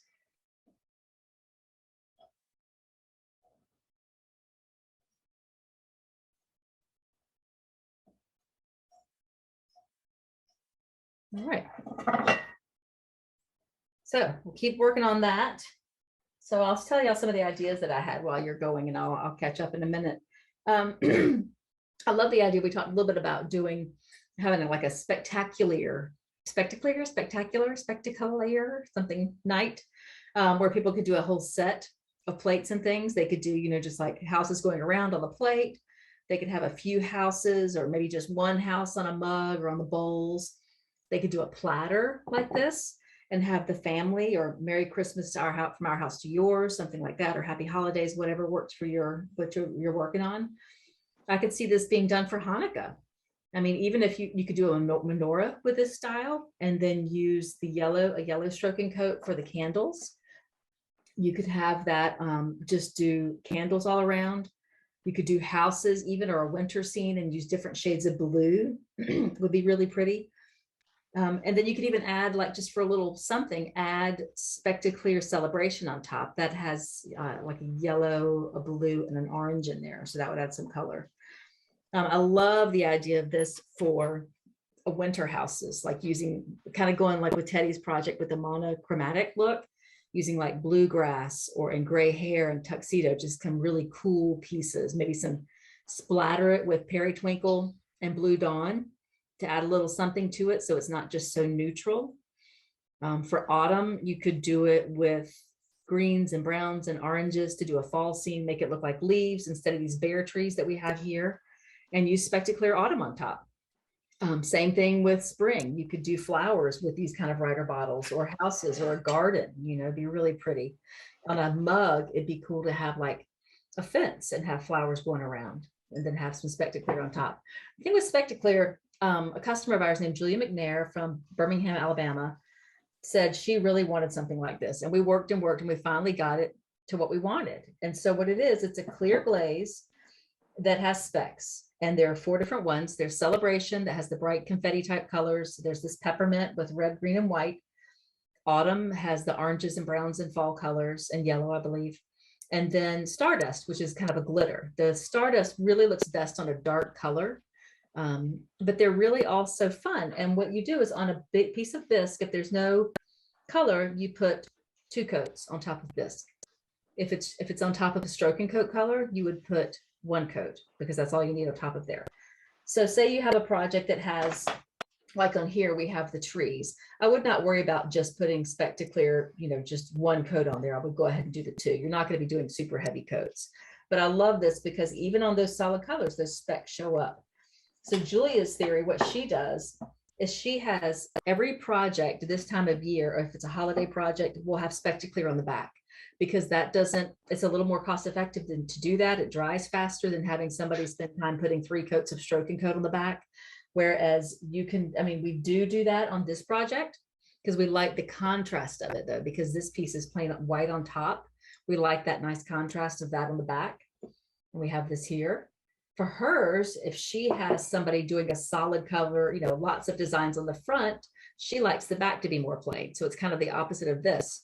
But instead of just being glazed plain clear, she puts the Spectaclear. So it has the pretty design on the front with lots of color, and then the back has just the speck.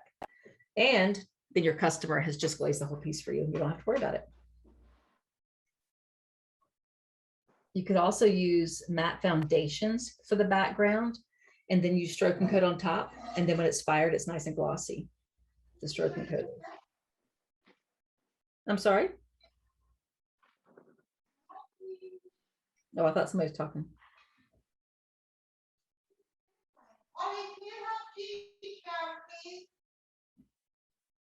So it's going to keep going around. I'm going back in now.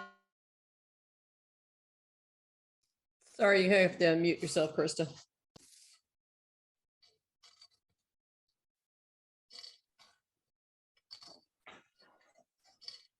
Okay, I'm gonna keep going around, and I'm adding the details to my house. You could also do like a village, a little village, or another scene, you know, a cute little village with little shops, a little church or something. You could do like string lights, and have like the yellow be your warmth of the string lights. With these little houses, you could even have, you know, in ours, we just have the houses with plain, and we have the trees, you know, with the green. But I think you could also do some yellow in there with the houses to have like a nice warm glow in it. You could do a kind of a tie-in with a book or a movie. You could do like the Polar Express and do a little train going around. Even put a tree in the middle, have a little train going around. Could do the Grinch. You know how the Grinch, in that one scene, they have a lot of like a giant tree and little people around it, or little presents. That'd be really cute. Charlie Brown Christmas, wouldn't that be cute? Because all his little tree, all those trees at that tree lot are all these simple shapes in different colors. Could be really fun. I like the idea of the menorah or the candles going around. Could be super fun. I mean, what other ideas do you guys have about this? Ooh, a village for It's a Wonderful Life. I love that movie.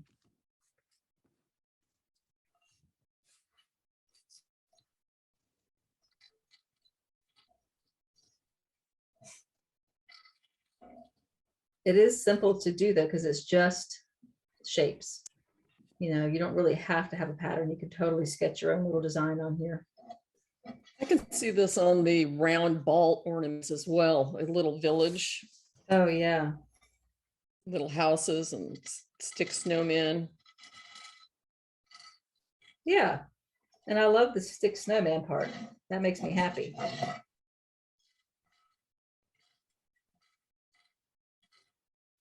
Just so simple. Yeah, Diana's saying this would be cool around a square vase or a pillow vase. Oh, yeah. Because there's so much good surface area there. So this doesn't take that long to dry, and you're getting this nice bright color. You keep going around with your red or green or whatever color you're using. These little houses don't have to be perfect either. This is kind of a little, you know, just a whimsical look.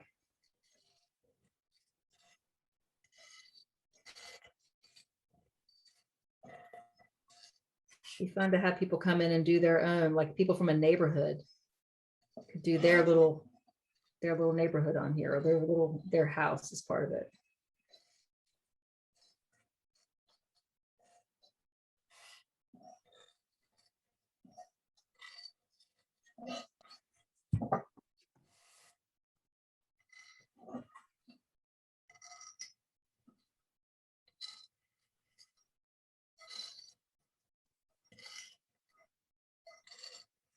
So what is something that y'all do to kind of make things go smoothly at the holidays in your studio? What do you do that makes it easier? What kind of tips do you have?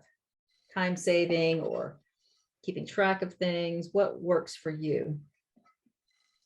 Oh, the other thing with this not having to be perfect is you're going to put that spectaclear on here, and it's going to have little specks of color everywhere. It's almost like splattering it, so it kind of saves you a little bit of having to worry about being perfect. Kind of fills in some of those spots. And it's really doesn't take that much glaze.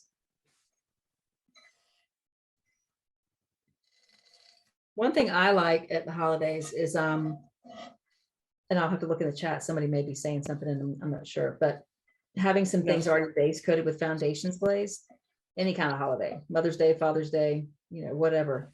And then people can decorate on top of that, and then you just pop it into the kiln.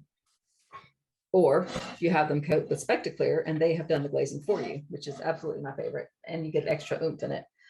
It's kind of like, it's reminiscent of using the speckled glazes, the speckled stroking coat, where your customer does that work and it's still really cool and it can be on a food surface. So I love that aspect of it. Teddy, are you doing the red and green? I'm doing it all in red right now, and then I'm going to add my green. I just think this is stinking cute. I do too. Really what makes it come alive is that Spectaclear. It's so easy. I could see people doing a bunch of these at one time. Yeah. All right. So John is saying staff snacks. This is what works for them for their shorter shifts for staff as their hectic shifts. That's very true. And then they set up a basket in the staff room with special treats. Oh, like lip balm for everyone, lots of drinks in the staff fridge. So That's awesome. Yeah, valuing the employees and realizing that they're just busting their hump the whole time they're there. Yeah, and they will appreciate that, you know, and that builds loyalty and, you know, keeping the talent happy, as my husband says. Keeping who happy? The talent. Ah, Those are the front lines, you know, you want them to be happy, because if they're happy, they're going to do a better job for you. All right, so I have finished on my red. How's everybody doing? You know, just designing along and having a good time. Let's see if I can see anybody on here. I like that because it was easy. Yeah, I like that it doesn't have to be perfect. That makes me super happy. Yeah, it's been same here. If anybody comes to any class that I'm ever teaching, I'm like, yay, it doesn't have to be perfect. Simple. Okay, I'm going to go back in with my green. You can see on this plate where we have the green just kind of filled in a little bit on these trees, but we're leaving that white edge around it. You could go all the way, but I think that leaving the edge of that between the colors together, leaving that, you know, that little white in between those colors really just highlights the whole point of it being kind of a line drawing. If you filled it in, it might look a little funny if that's super solid and these are all just a lot of negative space. So we're going to fill that in on our trees. Didn't do anything on our snowman except for little buttons and a little face. And then our little street light here, there's nothing there. Or that could be a mailbox. I'm not sure exactly what it is. I keep calling it a street light. If it was a street light, you could add a little yellow. Here on the green one, we did the reverse, made our trees white. And you can see how the Spectaclear shows up everywhere.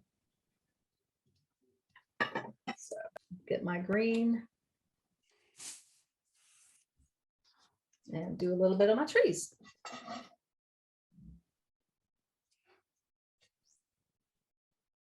And I'm going to just kind of outline the area that I want first, just kind of slowly doing it. And see, it makes a little funny shape here because it's not solid. Because part of that tree is hidden behind the other tree. And then I'm just kind of squeezing gently and kind of doing a drop and fill technique of moving that color in there. It's going to give us nice green color. Just filling it in. What color green are you using, Krista? We are using Stroke and Coat Green Thumb SC26. All right, I'm using the right one then. And our red was 74 Hot Tamale. Just like with the red, I'm shaking it down to the tip before I put it on my piece so it doesn't spit out at me.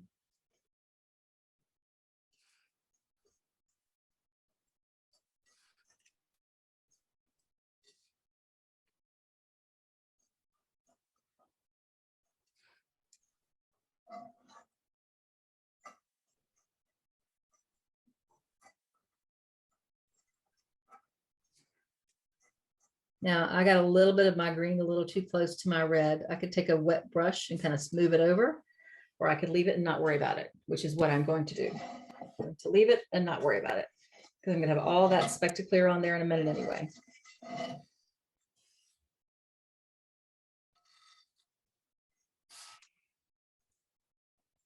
The little triangle trees are definitely the easiest.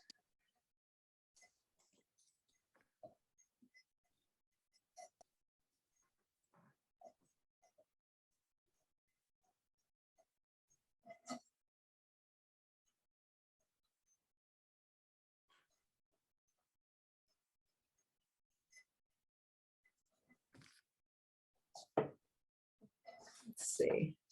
Some more stuff in the chat. What else do we have in here? Oh, you've already read all that. Okay. I've, hear people like bringing in food every so often for the staff, bringing in takeout for them so they don't have to worry about bringing in food, making sure that they are happy, give them some breaks, have a party later in the year for them. And then making sure, beginning at the beginning of the season, reminding everybody of the processes and have a process for how everything is done, how you're going to keep track of notes, how you're going to keep track of what goes where do you keep all the bank stoppers, all that kind of stuff. Have a reminder meetings about all this stuff so people are aware. Let them ask questions. You can do a staff training and show them these projects or remind them of different techniques that people can use that are easy. So if somebody says, I'm in a great big hurry, I don't have a lot of time, but I want to make something. Here's a great project, or here's a great technique you could do. And then teach them basic techniques so people can layer on. So say somebody's done this and they go, oh, this is really cute. Well, to add some more to it, add this Spectaclear on top, and it's super easy to do. So just refreshing them and investing time in them to make sure that they know what they're talking about. Because when your employees are happy and they know what they're talking about, it makes it easier. They feel confident in what they're saying. Okay. So I have all my trees done and my red is done. Going to give you all a couple minutes to get to that point if you're not already, and then we're going to do a little bit more.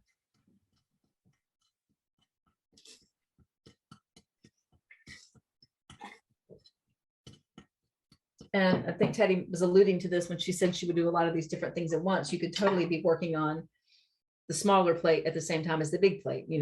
Go ahead and do the big one with your red, then go do the other one with your green, and then do your fill-in areas.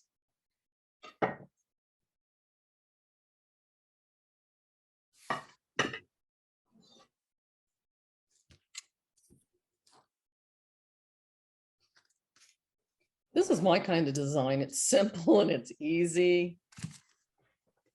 I have the attention span of a gnat. Yeah, I really like how simple this is. All right.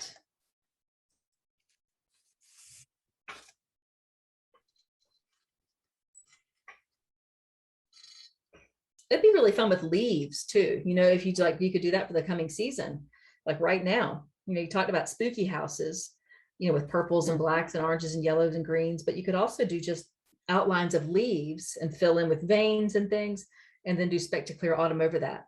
Or have outlines of leaves and then you'd fill them with a different color like we did on these trees and do Spectaclear Autumn. Ooh, I love that idea. I'm gonna have to do that one for sure. Okay, next thing we're gonna do on my 2 plates here, the plate that has the greenhouses, we put Stroke and Coat Hot Tamale on the back. You could use foundations, you could do nothing. I really like when a piece is really plain on the front to have a nice color on the back, or like the inside of this mug, it's red, it makes it just pop. Same thing with the bowl. The bowl we have red on the outside, green on the inside. So staying with the fact that we only have 2 colors makes it so simple. On the back of this plate, we have the green, so that's what I'm going to do. You can really see how that Spectaclear shows up well on there. So since this is easy to turn over because it has this rim, I'm going to go ahead and turn it over. And I'm going to be doing my Stroke and Coat on the back. Now, you don't have to do this right now. You can if you want. I'm doing it just because I can hold this up in the middle and not get my fingers in the areas that are drying. And then that way, once we're done with this, I can flip it over and do my celebration. It's a good process for doing it because then that can just sit there when they're done. So I'm going to go ahead and get a little green thumb out.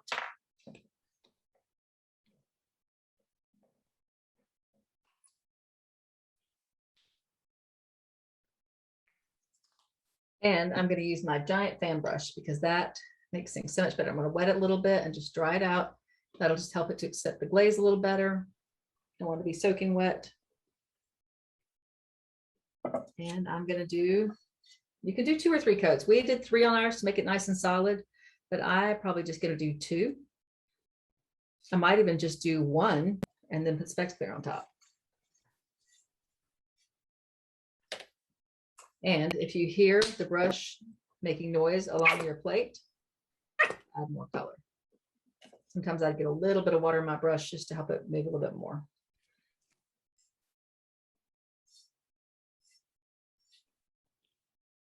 A lot of times, you know, in a class like this, we don't worry about doing our background, our back of our plate just yet. But because we're going to be putting the Spectaclear on the top, I think it works out really well because the front dries so quickly. It's the other thing. If we had done the background first, it would have taken the Stroke and Coat on the front a little longer to dry, a little dried paint right here. But this way it makes it easy.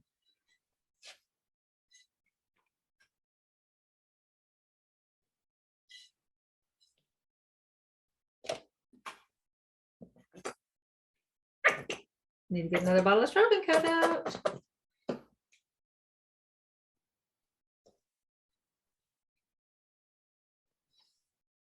Even if you're not putting any color on the bottom of your piece, we definitely always put clear glaze over the whole thing. We don't want to dry foot it. Dry footing, you know, can allow water to get in there and not be good for your piece. Can make it crack or craze. I'm going to let that dry a little bit, and I'm going to get another bottle of this Stroke and Coat because I'm running low in this bottle.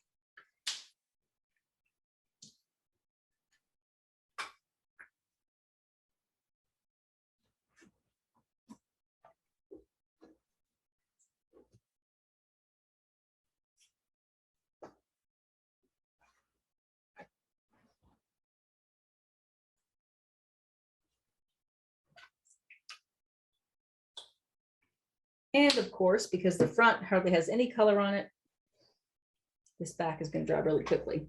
And it's the first coat. I have a little dried glaze from my other bottle. So here I'm going to shake out some more.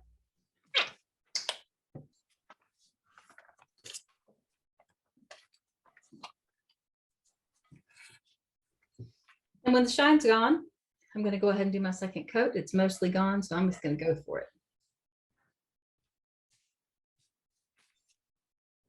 Now, the other point of this, having this color on the background, is to show you what Spectaclear looks like on top of a solid Stroke and Coat color.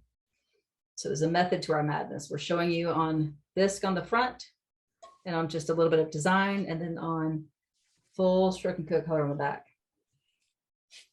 That way you can see how those specks will show up even on 3 coats of glaze. Because our pieces, our designer did have 3 coats of glaze on the back. You can do that or not.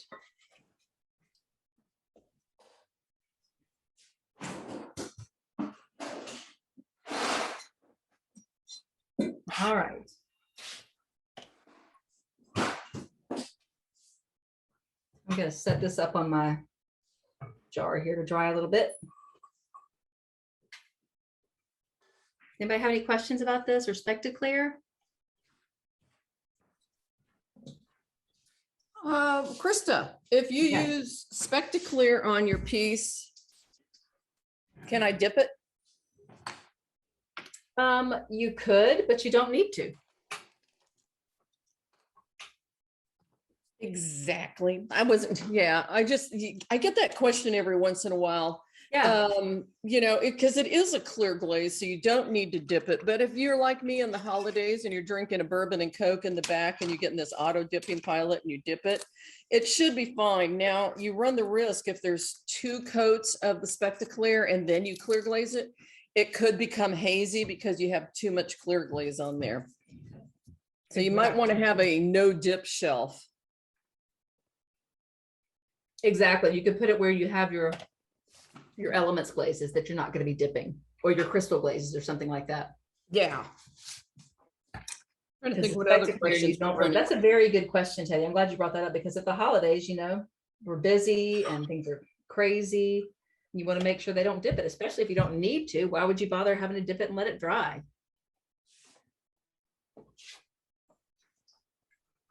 Okay, 2:15. We're doing great on time. Well, that's the nice thing also, that if this is a workshop or a class, I mean, you just stick it in the kiln, let it dry and kick it on and you're ready to roll. Right, didn't take long at all. Okay. Everybody good?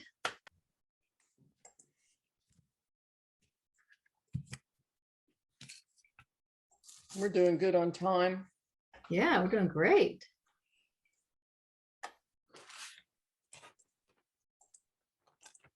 All right, can anybody tell me the name of the person that wanted this kind of speckled glaze? Who was it that wanted Spectaclear? Does anybody remember? If you remember, you can say it or type it in the chat. What was I this know, girl's I know. name? Yes, very good, Diana. Julia McNair, you get a prize. Oh, John or Lynn, one of you. We did the pumpkin workshops with the elements glazes. It was awesome. Straight into the kiln, picked up straight away. Very nice. Yeah, the elements glazes. If you haven't seen that project, it's on our website. We've done them in blue. Beautiful. There's also some that are in the more earthy elements glazes. They're so pretty. You glaze them and throw them in the kiln. You're done. Yeah, the less you can touch those pieces to get them out the door, the better. Exactly.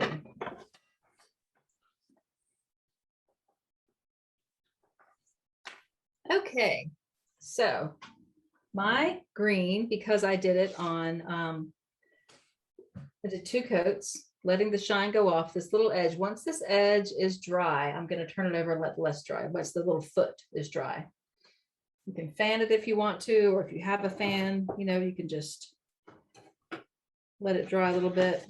I'm going to try to fan it with one of my little plates here. Pardon me. I have these green plates, which is funny because it's kind of holidayish, but I really have them because when my son was really small, we had a Minecraft birthday party. And we made a Minecraft character face on the wall with square green and black plates. So now I have all these extras that now that he's not into Minecraft birthday parties anymore. All right.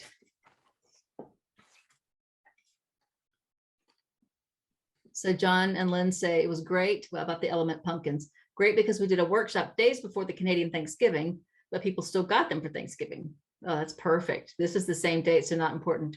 They can do them all the way up till Christmas. Right, you can do this anytime. But I do like that you can do the elements and just put it in there and you're done. Very fast turnaround for you. You don't have to clear glaze it. And they give you that really cool earthy look.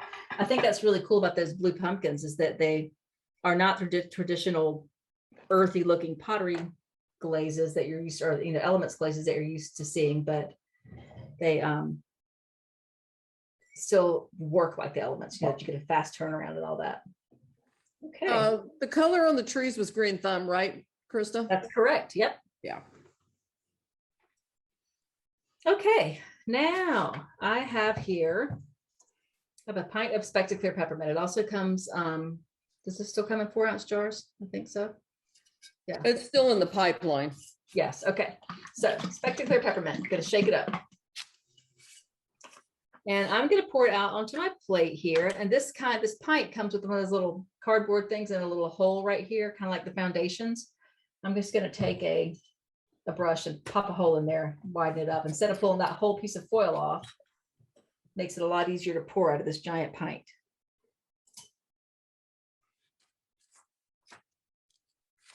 Yeah, I'm pouring a bunch out because I'm going to do several coats. So on the front of this, I'm just going to do 2 coats of this. And I'm going to let the glaze dry in between each coat. So cleaned out my brush, and you can see the specks in here. It's just really fun. If you've ever used our clear brushing glaze, you'll know that it's this bluey kind of color. And so this is basically a clear glaze with specks. That's what it is. So we're going to go ahead and put this on here. I'm going to follow the shape of the plate. Just go around. You don't have to work it too much. You know, you're going to get all your coverage on there. If you work it too much, you start reconstituting glazes, you know, whenever you're layering things like this. But just going to go around, just going to follow the contour. And you can kind of move your specks around. I'd probably move the specks around maybe more on the second coat, but if you have some area that's a little bit more heavily concentrated, you can add to that section. And again, the fan brush is your best friend. So you can see how this area, I don't have much speck, but on my next layer, I can add more to that area. Gonna do a little more out.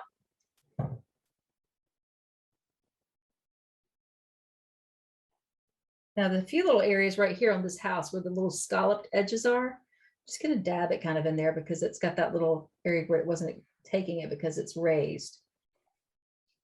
And I can kind of dab that in and smooth it out with the next coat. So I'm gonna let that dry. And you know, the thing with these, they can be more evenly applied. Like this one's pretty evenly applied, but then there's some areas that have a little bit more. So you can just really control that with your brush when you're applying it on. Like down here on mine, you can see it's really heavy.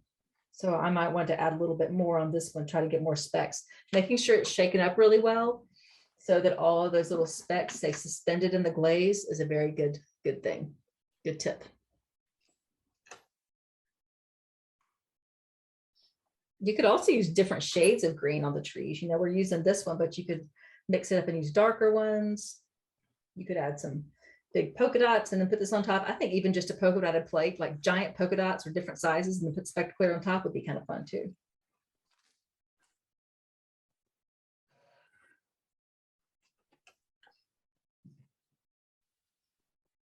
All right, does anybody remember how many different Spectaclear options there are? Very good. Man, Diana's on the ball. No kidding. She's got fast hands. I'm telling you, she must be done glazing. Or she's doing talk text or something like that. She's a ninja.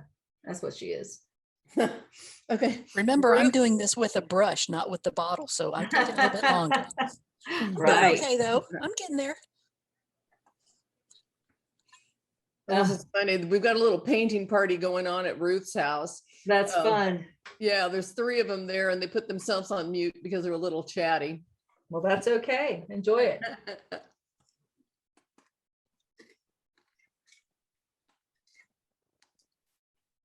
I really want to do this with some like soft colors. I think it'd be really pretty. Or do like a little, just love that the idea of little churches in the winter.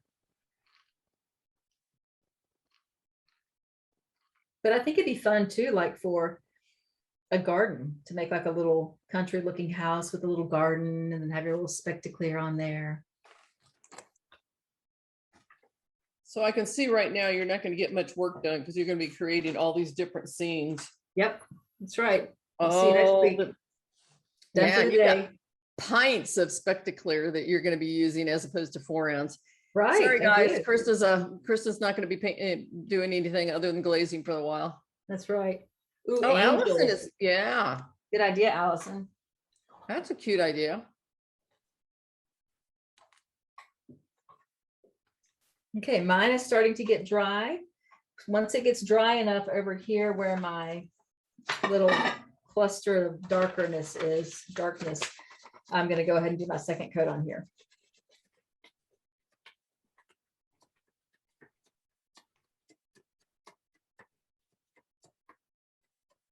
So it doesn't take that long to do this project. I mean, it just depends on how much detail you put on your piece, but I really think customers would enjoy this with a brush or with the bottle or with designer liner, whichever one you choose. With designer liner, it's great because you have a lot of different color options. Some people really like that way of using it. I love the stroking coat in the little bottles because it's so easy to squeeze, and you can just have these ready to go. And then you can have all the different colors that you want. You can even set up color palettes in your studio, like say, here's the winter color palette, here's the Hanukkah color palette, here's the Kwanzaa color palette, any kind of color palette you want to have, and then they just grab the colors and go, and they can create a little scene that way. Oh, or for like a college, use those colors. I'm just on a roll with this project. I'm all excited about Yeah, it. you are.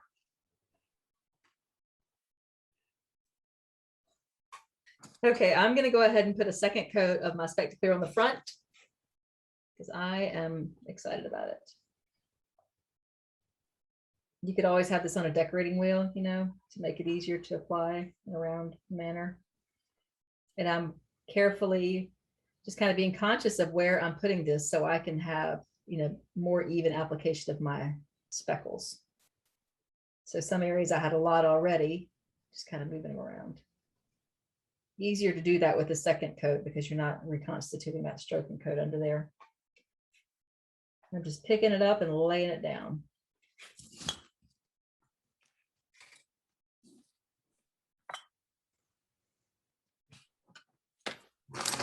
I get a little bit more. I just think this is fun.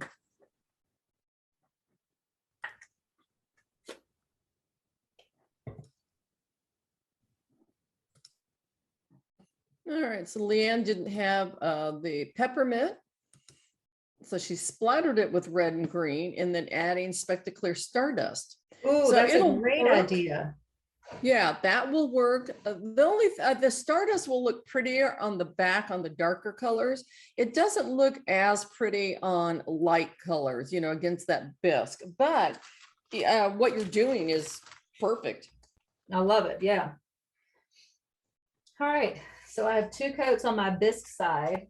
And then when this is dry, we're going to put 1 coat of Spectaclear on the back. That's all you need on the back because we did our stroking coat on the back. Sorry, I was so busy concentrating on what I was doing, I didn't listen. Is it Spectaclear Peppermint we're putting on the front? Correct. 2 Thank coats you. on the front. Yes, because we have a bisque. So we're doing 2 coats Yeah. of the Spectaclear on the front. Lovely, thank you. You're welcome. And so everybody's at different speeds, I know. So when you get to the point where your back is dry, we can do that later on after the whole session is over. You can put your Spectaclear on the back, just 1 coat on top of your color. If you did do a color on the back, you certainly don't have to, but I really like the way that looks. So here, I'll show you the back again. I just think it's a little hard to see on there because of the, the light, but I think it's just really pretty. And the green and the white show up so nicely on that red. I mean, it looks almost like the coverage of an acrylic because it's such a nice, highly pigmented speckle. And then here on the green, you can also see how pretty that is. Even the green shows up on there because it's darker than this color that we're using. It's darker. Yeah, than the red really pops. Yeah, it does. Yeah, that's the cool thing about these is they look different depending on what the base color is. Well, even you can kind of see on mine, I'm here, you probably can't see it on your screen, but I can see the white even on the bisque because the bisque is, not as white as the specks. Oh. It's pretty. So that is that project, y'all. Diana, you're funny. If you don't have the blooming blue, will it suck? It's not going to look the same. So I would definitely wait to get the blooming blue, and you can just see how we do this. It is very simple to get this look, but it looks so high end. Okay, Stephanie's going to use Monsoon Sea. So I guess the key is behind this, we have the blue grotto. So it's the base of this tree is the blue grotto, which is fairly dark. You can see the bottom of it here. We're going to apply 2 coats of blue grotto. So if you have another element blue, you could probably try that, but you definitely want to get 2 coats of the blooming blue on there. And then what we're going to do is we're going to do 2 coats of each of the crystals. Mirror blue might be pretty. Now, mirror blue moves a lot, so definitely no more than 2 coats. Yeah, give it a whirl. We might back off a little bit towards the bottom of yours just to make sure it doesn't slide off with the crystals, okay? So what we're doing is we're going to be using a combination of spring rain is what we put over the blue grotto right here. So we're working in thirds, okay? So these 2 sections are going to be spring rain. Here we have Go Iris, and it blended down and moved a little bit. And then this is blooming blue. So 2 coats of blue grotto, 2 coats of each of the spring rain over the blue grotto is how we achieve this gorgeous look. So look at the difference here. You have larger, more like spotty specks. There, get the light. Here is the Go Iris. Look how that blended and moved. I really like this. This part right here is my favorite. And then this is Spring Rain. It has some purples to it, okay? What's cool is you can build a display with each of those techniques using the small trees. So this one is the Spring Rain over the blue grotto, 2 coats. This one is the Go Iris. I see, isn't that pretty? And then this one is the blooming blue. So there's all kinds of workshops that you could do on this. Yes, Ruth, we're going to stir that up in just a mo.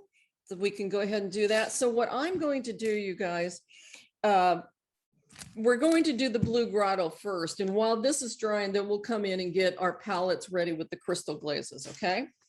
So I like having displays, and we are going to send you images using all of these so that you can do workshops and use them for your promotions. We have one image that is just this big tree by itself. And then if you choose to do these along with it, we have those images in the email that you're going to receive sometime late Friday or early Saturday, okay? So let me move this off to the side. We're going to get your faceted tree out, which is the MB 1498. MB stands for Mako Bisque.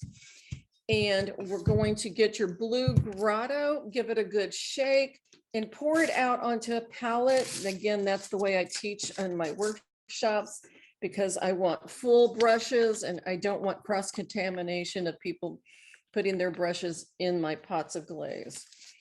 Okay. So when those coats are drying, then we'll get our crystal glazes going. This does have iron oxide. It can stain your clothes if you get it on your clothes. If you do get it on your clothes, immediately put some dish detergent on it so it'll soak and get out. Okay. Ooh, the dog scared me.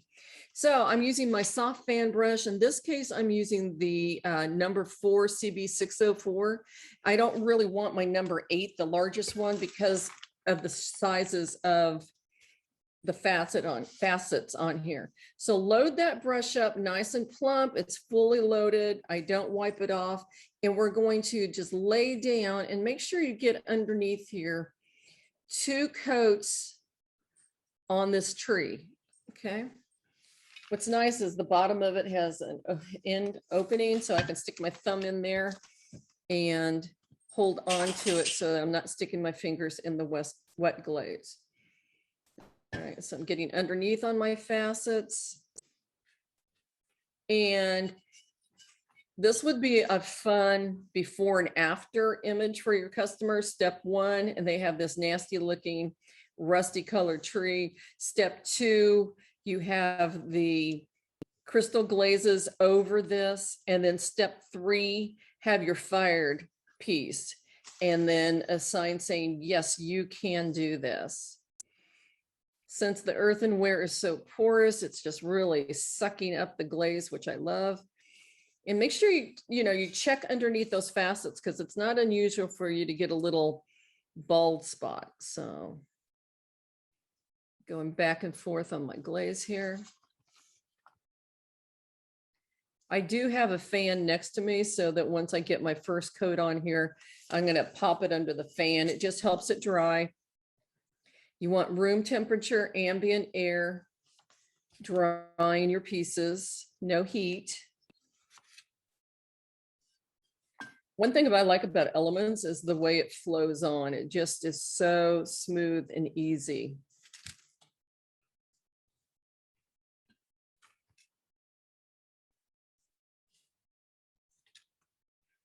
This is the type of glazing that just about anybody can do. And I think children, you know, can do this also.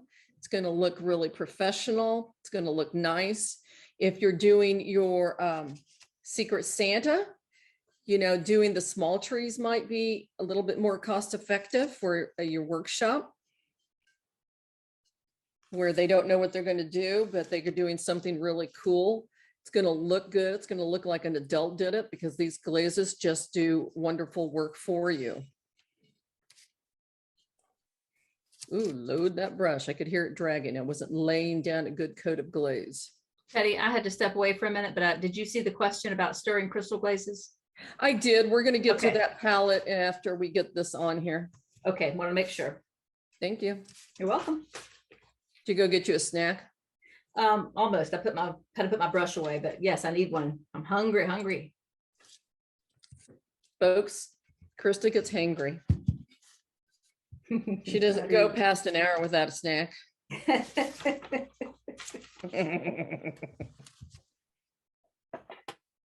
Snacks are good for you.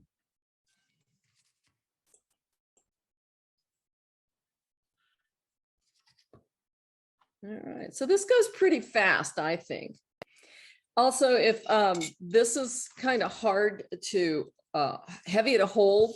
So if I was working with children, I think that's also why I would like maybe doing the smaller faceted tree. It's a little bit easier to maneuver and hold. Because at this point, I'm going to need to tip it down.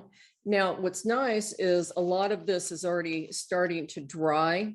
The dry being the shine is off. So I'm just going to lay it down a little bit and see how much damage I do by doing that to get the bottom of this. Because we are going to do the base.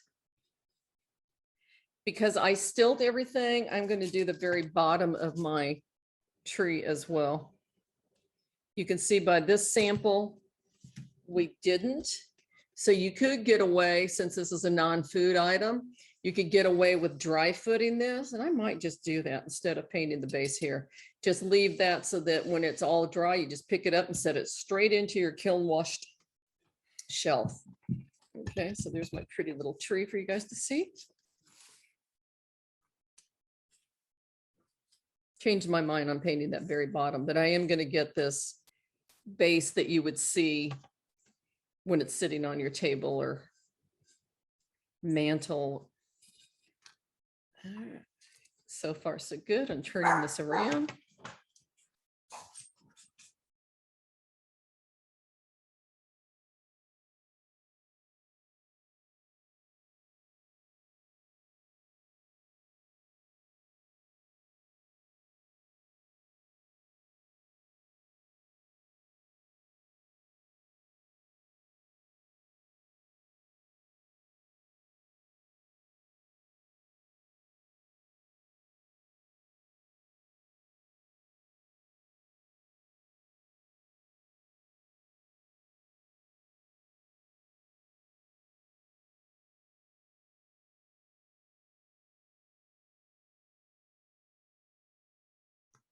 I just love these fan brushes. They just make this so easy.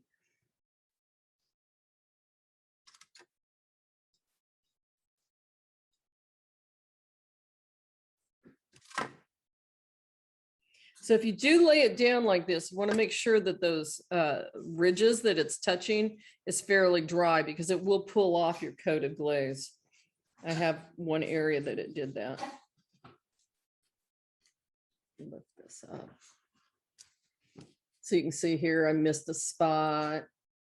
couple of little areas. So this time I'm going to hold it like this and try to touch up my areas. All right, so that's coat number 1.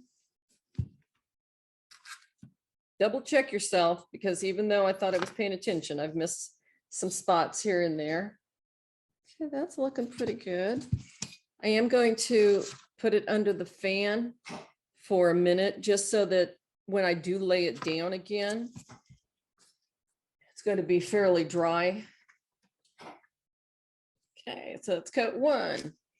We're going to add 1 more coat. We don't need 3 coats in this case because it is decorative, and we're going to be putting 2 more coats of glaze over it. So we're going to have a total of 4 coats on here, and it should be just fine.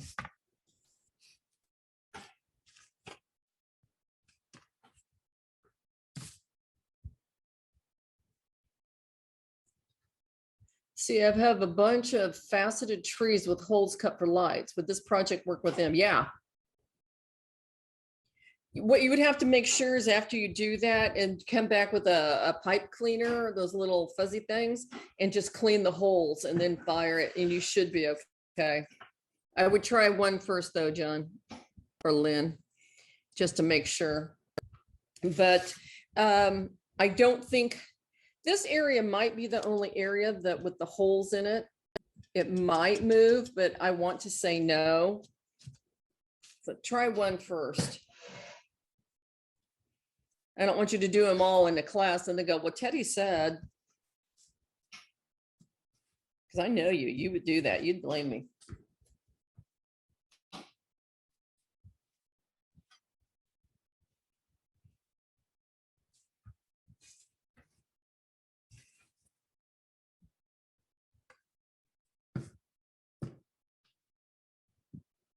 Yes, we're doing 2 coats on this, Diana. I'm just letting my first coat dry enough that I can move it around a little bit. After we get our second coat on here, then we're going to get into our crystal glazes, get our palettes out. Yeah, I see John's idea about the crystal glazes with the faceted trees with the holes in them. I think they'd be fun. You just put some, you may have said this already, but put some like pipe cleaners or something in those holes while you glaze it. Yeah, that's what I said. Yeah, sorry, I keep having to step away. I'm actually heating food now. But I didn't want to ask again. I'll just assume you know everything that's going on. Don't do that.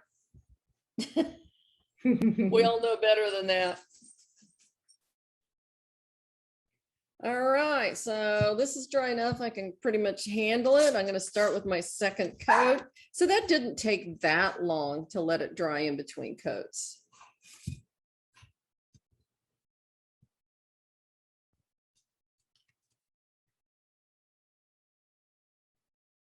I like this tree, you know, it's such a different color combination, but it also makes me think of how the pumpkins that John and Lynn brought up earlier, where they're blue and they're, you know, where people are doing them like crazy for fall with these different colors. And so the trees being different colors, I just love it. It's something different. Like you could do a whole centerpiece class, you know, like to make a whole centerpiece out of these things, like you were talking about, you know, some with just 1 glaze and some with multiple glazes. Well, and I think if you go into the marketplace, you're seeing different designs and different colors on pumpkins and trees and, you know, just about everything. Yeah, definitely. All different colors. And for, you know, all seasons, you know, you see spring trees, Halloween trees. I mean, why not do different colors of pumpkins and trees, both? Right. Yeah, Diana, I agree with you on that bottom part, maybe 1 coat where, because it is mirror, and mirror blue, I know moves quite a bit. I think since we don't know for sure, it's better to be safe and just go with 1 coat on that bottom third. Okay, thank you. Uh-huh. All right, so now I'm just going to turn this bad boy instead of laying it down, because I'm getting a little bit better at getting underneath it, underneath that facet.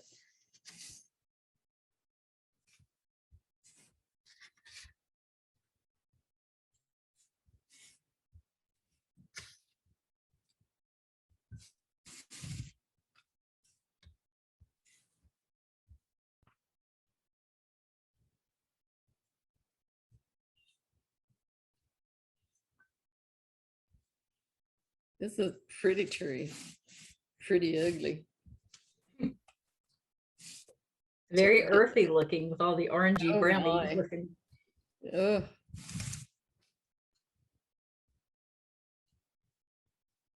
People will be so shocked when they get their tree back because they're going to leave them looking not so awesome and then come back and have this gorgeous piece.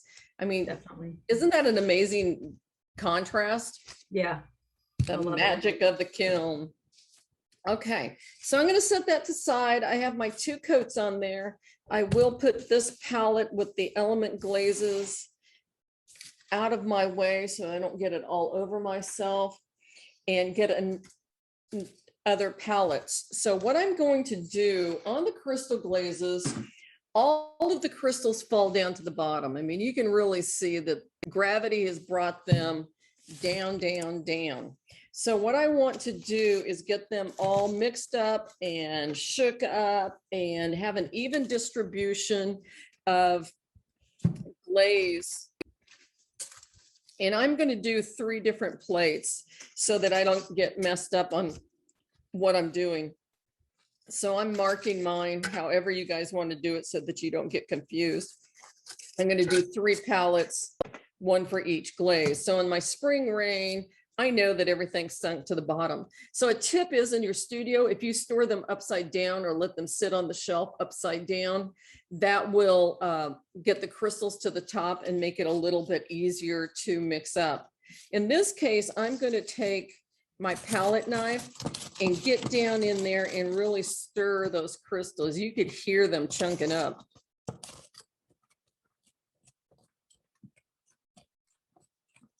So once I have them loosened up and stirred up, then what I like to do is put the lid back on here and shake it up good. So I'm mixing up those crystals with the base glaze. And now I'm going to pour it out onto my palette. This way, when I use my soft fan brush and I scoop up glaze, I'm going to have the same amount of base glaze and crystal glaze in each spoonful. Sounds like a cereal commercial. In each brush load. Yeah, wipe off my palette, and then I'm going to do it again with each one of these.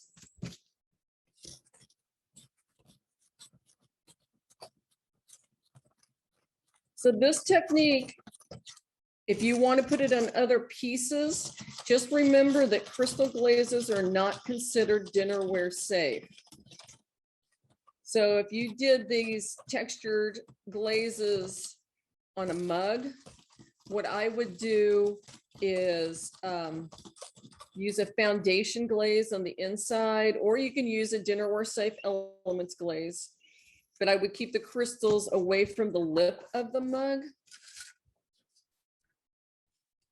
so that you know it's because it's not dinnerware safe. Crystals bloom when they're fired, and that blooming causes crazing. And then because it does craze, that's what gives it the surface characteristics that could potentially trap bacteria, because we don't recommend using earthenware in the dishwasher. So it's not. Pardon? I was wondering what crazing is. Oh, you know when you've seen old china and it's got those spider web cracks in it? That's crazy, and it's the glaze getting little cracks in it. Typically, crazing can happen in a bunch of different ways. If you open the kiln too soon, you can get thermal shock. If you use earthenware in a microwave, that thermal shocking it will eventually cause the glaze to craze. There's a couple of different reasons. So that's basically breaking the glass glaze and allowing moisture, food, and bacteria to enter into that. And then it'll eventually get into your bisqueware and eventually fail. Alrighty, thank you very much. Just, I didn't know what it was, so I appreciate Yeah, it. no, I'm glad you asked. And I'm going to make a note to add a link to different glaze issues on the email that we're going to send. All right, made my I note. appreciate that. Thank you. You're very welcome. All right, so I've got my blooming blue, which is my last one. That's kind of pretty. And you guys can, when you're pouring these out, you see the chunks. Each glaze has its own different size of frit, again, that Mako manufactures in-house. So yeah, like we were saying, the crystals bloom, and that blooming causes the little crazing. And even though some people have said, well, can I put a clear glaze over it so that it'll seal it? No, because clear glaze over crystal glazes is going to change the color, and it's still going to have that crazing. It's still going to have that surface issue. So we say do not use crystal glazes, even though they're considered food safe, but that means the liquid sense, not the fire finished. All right, so again, we're going to work in thirds. That's still a little damp. We're going to work in thirds on our tree. I'll use my soft band brush and scoop up some of the spring rain. And you can see nicely right here how it's blended and moved into the Go Iris here. So one coat of spring rain, middle third. So it's 2 sections, 2 sections, and 2 sections. The second section is going to be Go Iris. And then the third section is going to be Blooming Blue. You can overlap your colors too. So I'm really not even going to clean my brush. I'm going to do my first coat, pick up my second color, pick up my third color, and let them blend and move into each other. I'm not going to put any crystals down here just because I want to help give it an area where it's not going to run off the wear. And once that coat of crystals is dry, you're going to go back and do a second coat the same way. If anybody has any questions, let me know. Yeah, Regina, I don't know. See, Blooming Blue over Elements Green Sapphire. That sounds interesting. I would like to see how it comes out myself. So I'm going to see if I can put this right here so you guys can see it.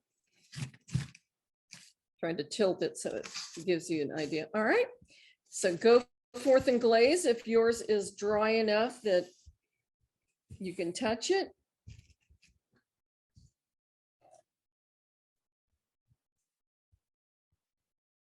I love Elements glazes. Well, Elements and spring in crystals, because of the fact that they just do some interesting things for you. Don't forget to get underneath the facets. I got a little drip here. I don't care, because I want it to blend and move anyway. So if you want to, you can kind of dab on your glazes. Oh, you can't see mine. There you go.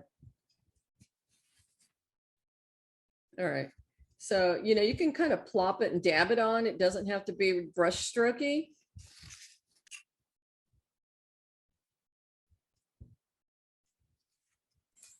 And since we're not doing a design per se, this will work fine. Just this way also you can get up underneath those facets and make sure you get some colors.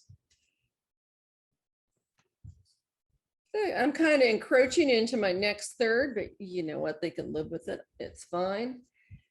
So now I'm going to move to my Go Iris.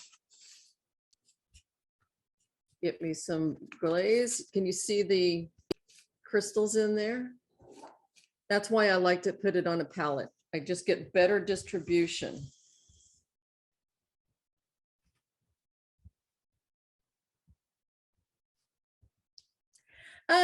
Well, does it matter the order? No, it would be artist choice. But in this case, we are going spring rain first, Go Iris, and then blooming blue. So if you want it to look like this, you'll go in that order. If you want to be rogue and try out different things, you know what? You're not going to fail the class.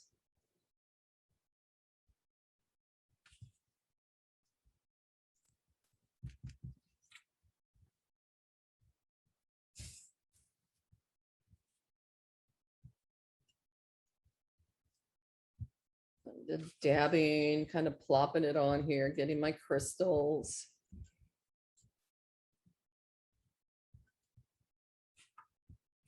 And I did blend the two together a little bit, or overlap, I should say, the two crystals where they meet. Let me put it sideways so you can see this.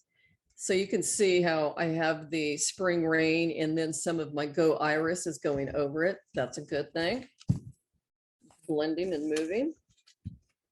Oh, I was also going to tell you, if you are trying to figure out how much glaze on the Blue Grotto, you could probably get 3 people out of a 4-ounce jar because you're only doing 2 coats. And I would say probably the same on your crystal, is figure 3 people per 4-ounce, maybe even 4 people with the crystals, because you're only doing 2 coats, but of a small section. I'm going to get underneath here so that it'll blend with my next color. So it's pretty cost effective. Also, the fact that you are not going to clear glaze this. If you do clear glaze it, it's going to completely change all of the colors. May be pretty, may not. And also you run the risk of crystals getting into your dip tank. Oops, if you are dipping. I feel like this is like the next version of the light up Christmas tree. You know how everybody was all into Christmas, everybody's still into Christmas trees, but this is such a totally step up, you know? Right. I'm trying to tilt these so you guys can see these pretty little things. Okay, now I'm going to pick up my blooming blue. Ooh, those are big chunks. That's no wonder it's such large dots. I don't think I've worked with this one before. I have not cleaned my brush in between coats, folks. And I'm just plopping this on here. Not uber heavy, but I'm getting nice coats. You can still see in some areas a little bit of my Blue Grotto. I'm good with that. And like I said, I'm not going to go underneath this last facet, because if I have any moving, I want it to move down underneath and not off my wear onto my bisque shelf. This is kind of cool how it tilts and kind of holds itself up.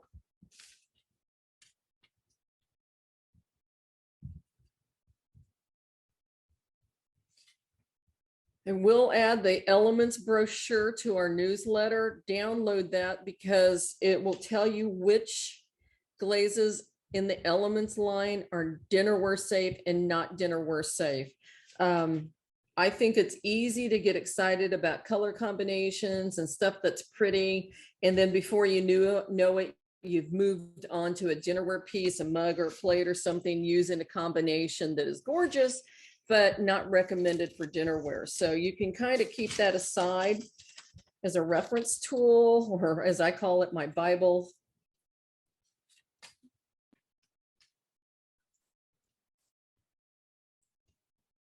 I mean, who couldn't do this? Come on, it's bourgeois.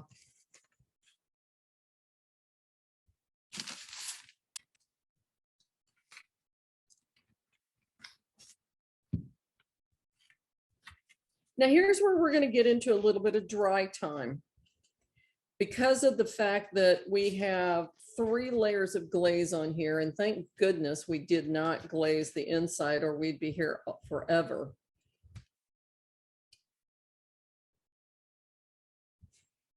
Okay, but I do have my little fan going so that I can kind of assist the dry time on here.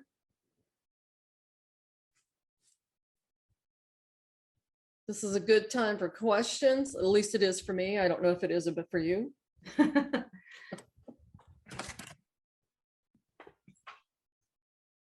I love this, and I love that you can go look at the color combos on the website to get some more ideas. So just to kind of confirm, you said you didn't wash your brush in between?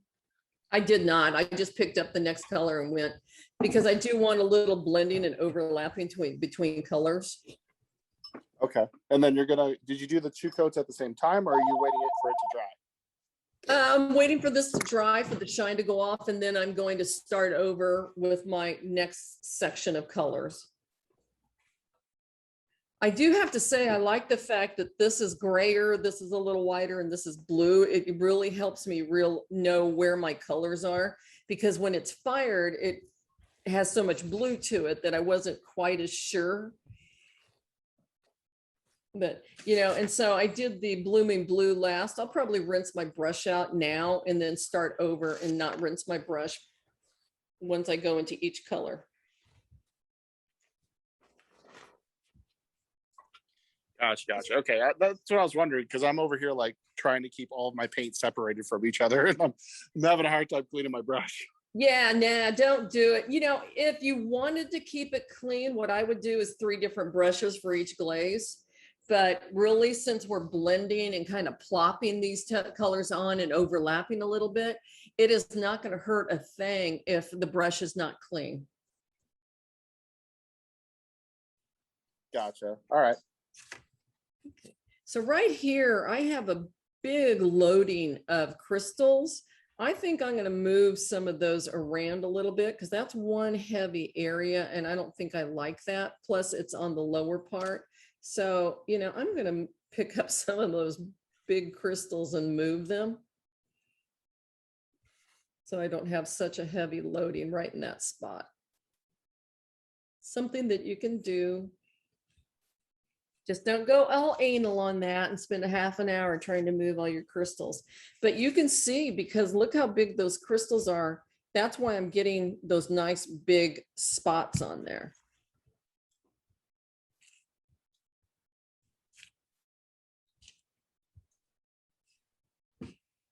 All right, so I've got a little dry time. I'm going to flip it and look around to see if I have any heavy loading in any certain areas. I kind of missed some colors right here, so I'll just pop on a little bit more. Doesn't have to be perfect. It's first coat out. So now this time I'm going to rinse it. So when I start on my second coat, it's a little cleaner, and I'll go more spring rain without worrying about any of that blooming blue showing. So now I've got a clean brush to start the second one, but I'm going to let it dry just a little bit more, shine off of the glaze a little bit more before I start adding my last coat. Yeah, it's a good point about double checking for bare spots. It's easy for me on these kind of things to miss underneath the branch, basically. Yeah, I had to really go back and touch that underneath the faceted area or underneath the branch area, just because, yeah, it's easy to kind of miss. Yeah. But you can see you're getting some of the blue grotto in some areas, like right there. And that's okay, because it's blending and moving. And, we've got several blues going on here, so it should be fine. I think it'll be pretty.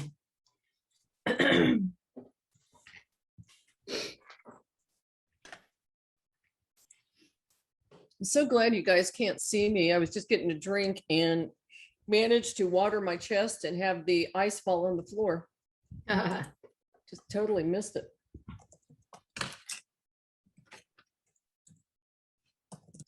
I'm just turning this so that I can get air all the way around. I know what I'll do. I'll have it spearheaded into the fan. There we go.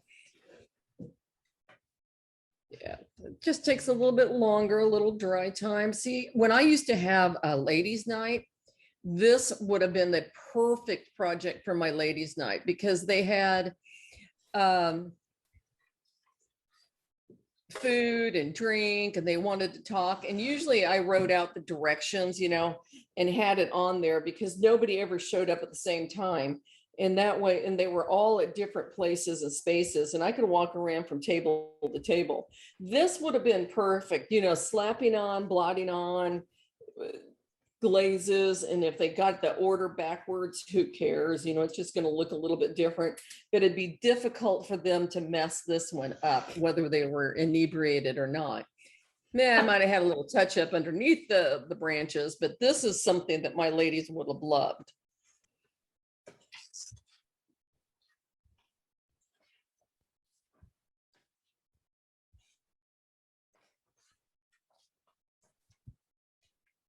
Anybody have any questions about element glazes?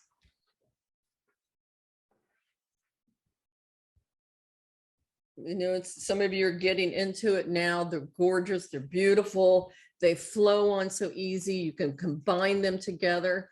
You know, if we had wanted to, we could have even added a cascade onto this, which would have made everything move more. It's like a flux. We could have added a white cascade and sandwiched it between each coats, or we could have used the clear cascade and it would introduce a little bit more gloss. I would have stayed way high so that it didn't run off the piece, but there's different things that you can do with all of them.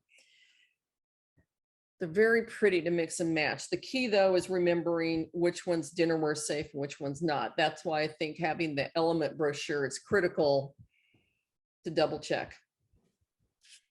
And I know we kind of touched on it before, those of us who are doing Christmas trees with holes in them. But one of the things that I've noticed, especially when working with specialty paints and these little holes, is that cleaning them out is incredibly important, especially if the little crystals are left inside the hole. Yeah, we've had some that we've cleaned out the paint and everything, but a little crystal was on the backside, we couldn't see it, and then it completely covered the hole. So ooh, yeah, good to know. Yeah, I didn't think about on the backside of it, but yeah. Oh God, I could see that. Yeah, and then you can drill it out with the Dremel, but it's a pain once it's fired. Oh, John Webb asked how many element colors are there? I said 3. I thought you meant on the tree. I saw your answer and I was like, wait a minute. Oh, there's a question about stroking coat and elements. You can talk about that a little bit. You know, when I had my studio, I had the stroke and coat and the foundations bar on one side of the room, and I had the elements on the other. Theoretically, you can use stroke and coat and elements together, but there's going to be a chemical interaction and the colors are going to change. And sometimes you get a little fuming. So for me to manage everybody's expectations, somebody's calling me again. For me to manage expectations, I did not let them use them together unless it was in one of my workshops and classes where I could manage it and we knew what we were going to get. So chemically they'll work together, but you're not going to get what you think you're going to get. Like black goes a little bit more on the brown side. I did one with turtle shell, I think it was, and white stroke and coat, and the white fumed, but it was gorgeous project. But if people didn't know that's what was going to happen, they would not have been happy.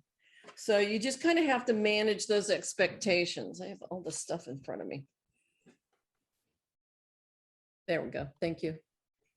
And my top tip with elements is don't just make one and then it looks amazing and then expect all of your next ones to work out like that, because it depends on the position of the kiln or all those kind of things, the shape and how much of the cascade you put on.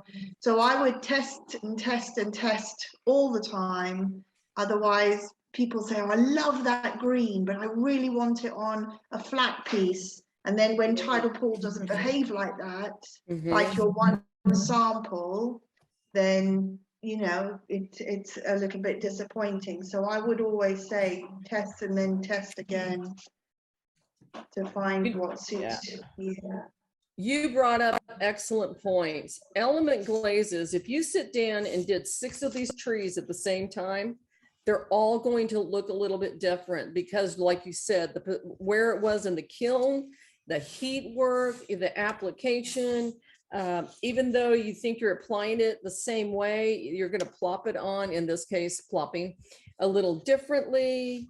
I'm starting my second coat also, kids. Application, heat work. If you go left and right one time, or then right and left another time, or north and south the next time, it all makes a difference with these glazes. How many coats you put on, and you're right, did it look spectacular on a vertical, and then when you put it on a horizontal, it's like, well, that's not so pretty because it didn't move as much. So there's always going to be a variation, which, I mean, that's the beauty of art and doing it handmade, but it doesn't mean that you're always going to get the same results.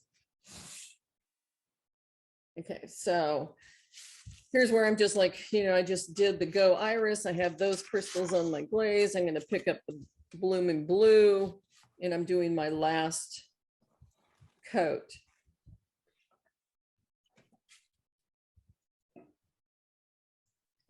But I do think Elements glazes are good for a different type of customer, the people that don't want to sit down and paint, a field of flowers or use brushstroke techniques.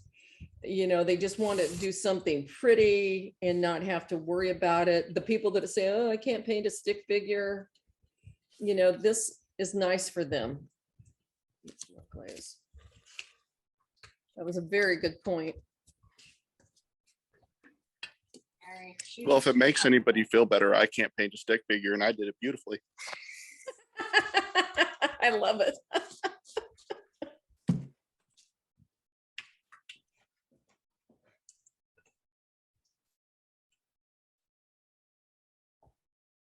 I'm looking forward to seeing this fired as well. I actually think I like this Blooming Blue better before it's fired. It really deepens. And I like this color. It's kind of, I guess it has a teal type of look to it. I like it.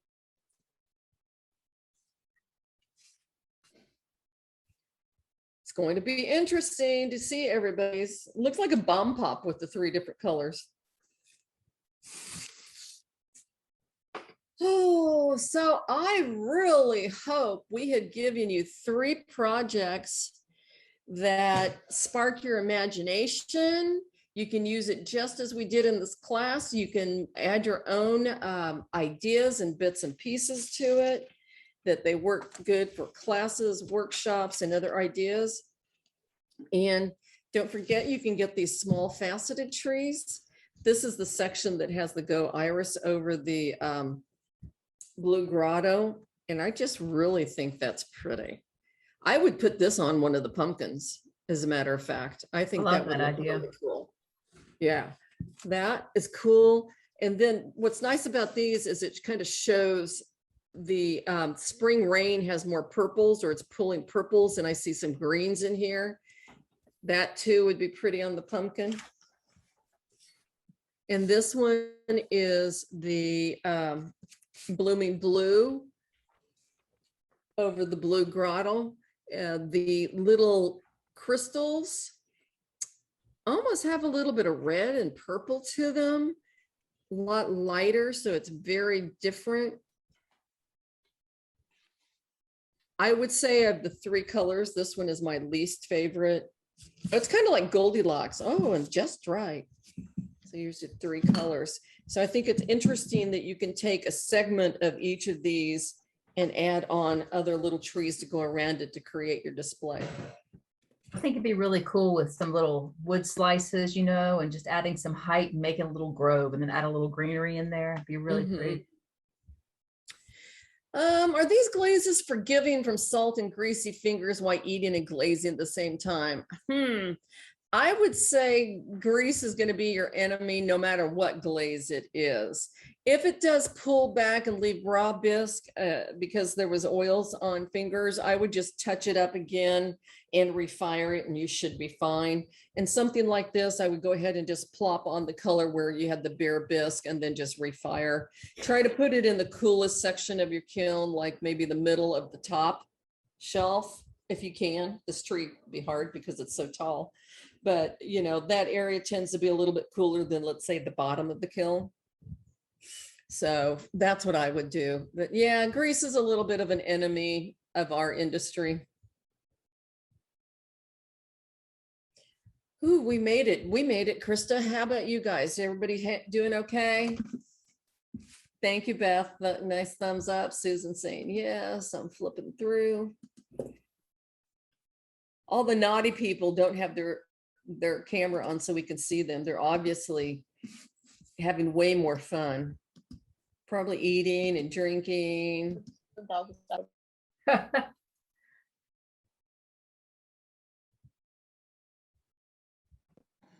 So that's the Christmas tree that we had done.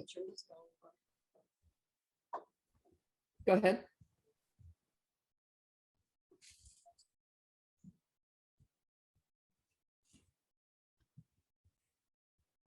Thank you, Stephanie, for the inspiration.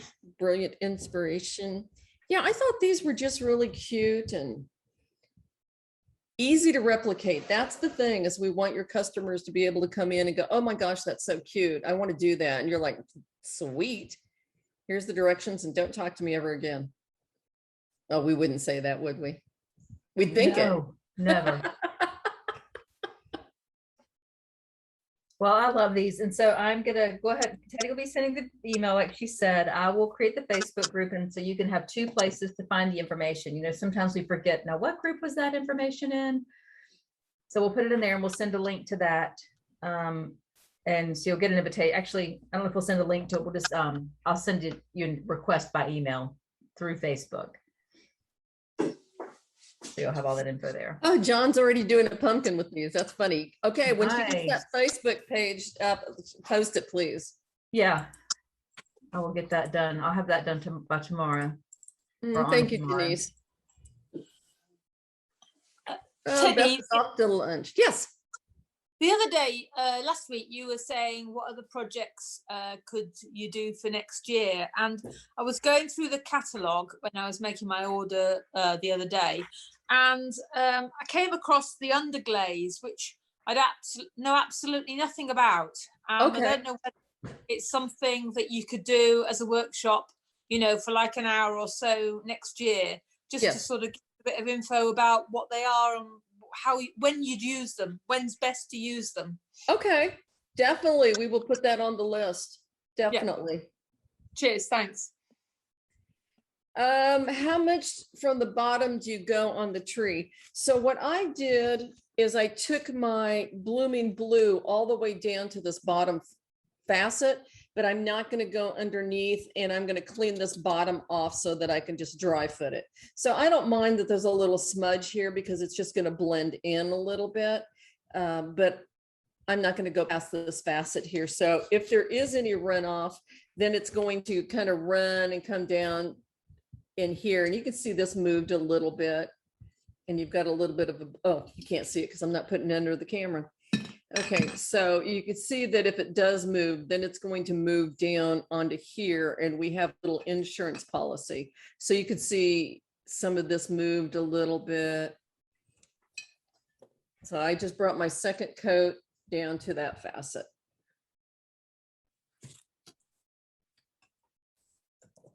I agree, Joni. Everybody posts a picture of their finished wear pieces once you get that Facebook group invitation, because it's interesting to see. Everybody has a different touch, different style, and it makes a difference. Okay, I'm really jealous. Beth is off to lunch. I want to go to lunch. I really want a euro. Gyro.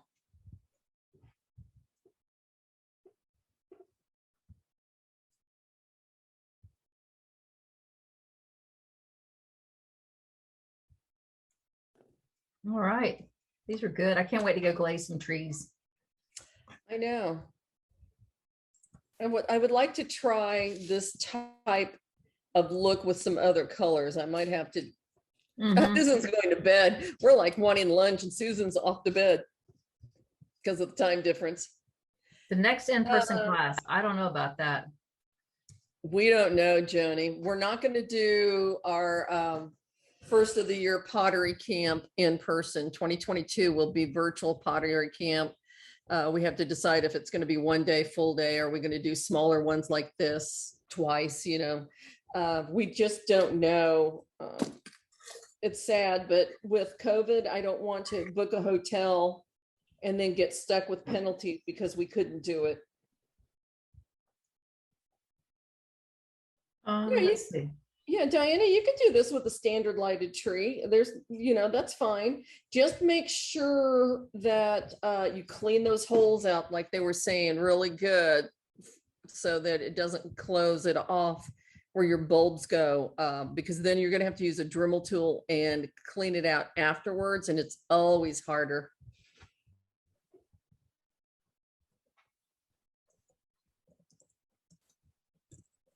I can't believe I got all these projects done now. So impressed. Gets me all excited to try to start thinking about projects for other workshops.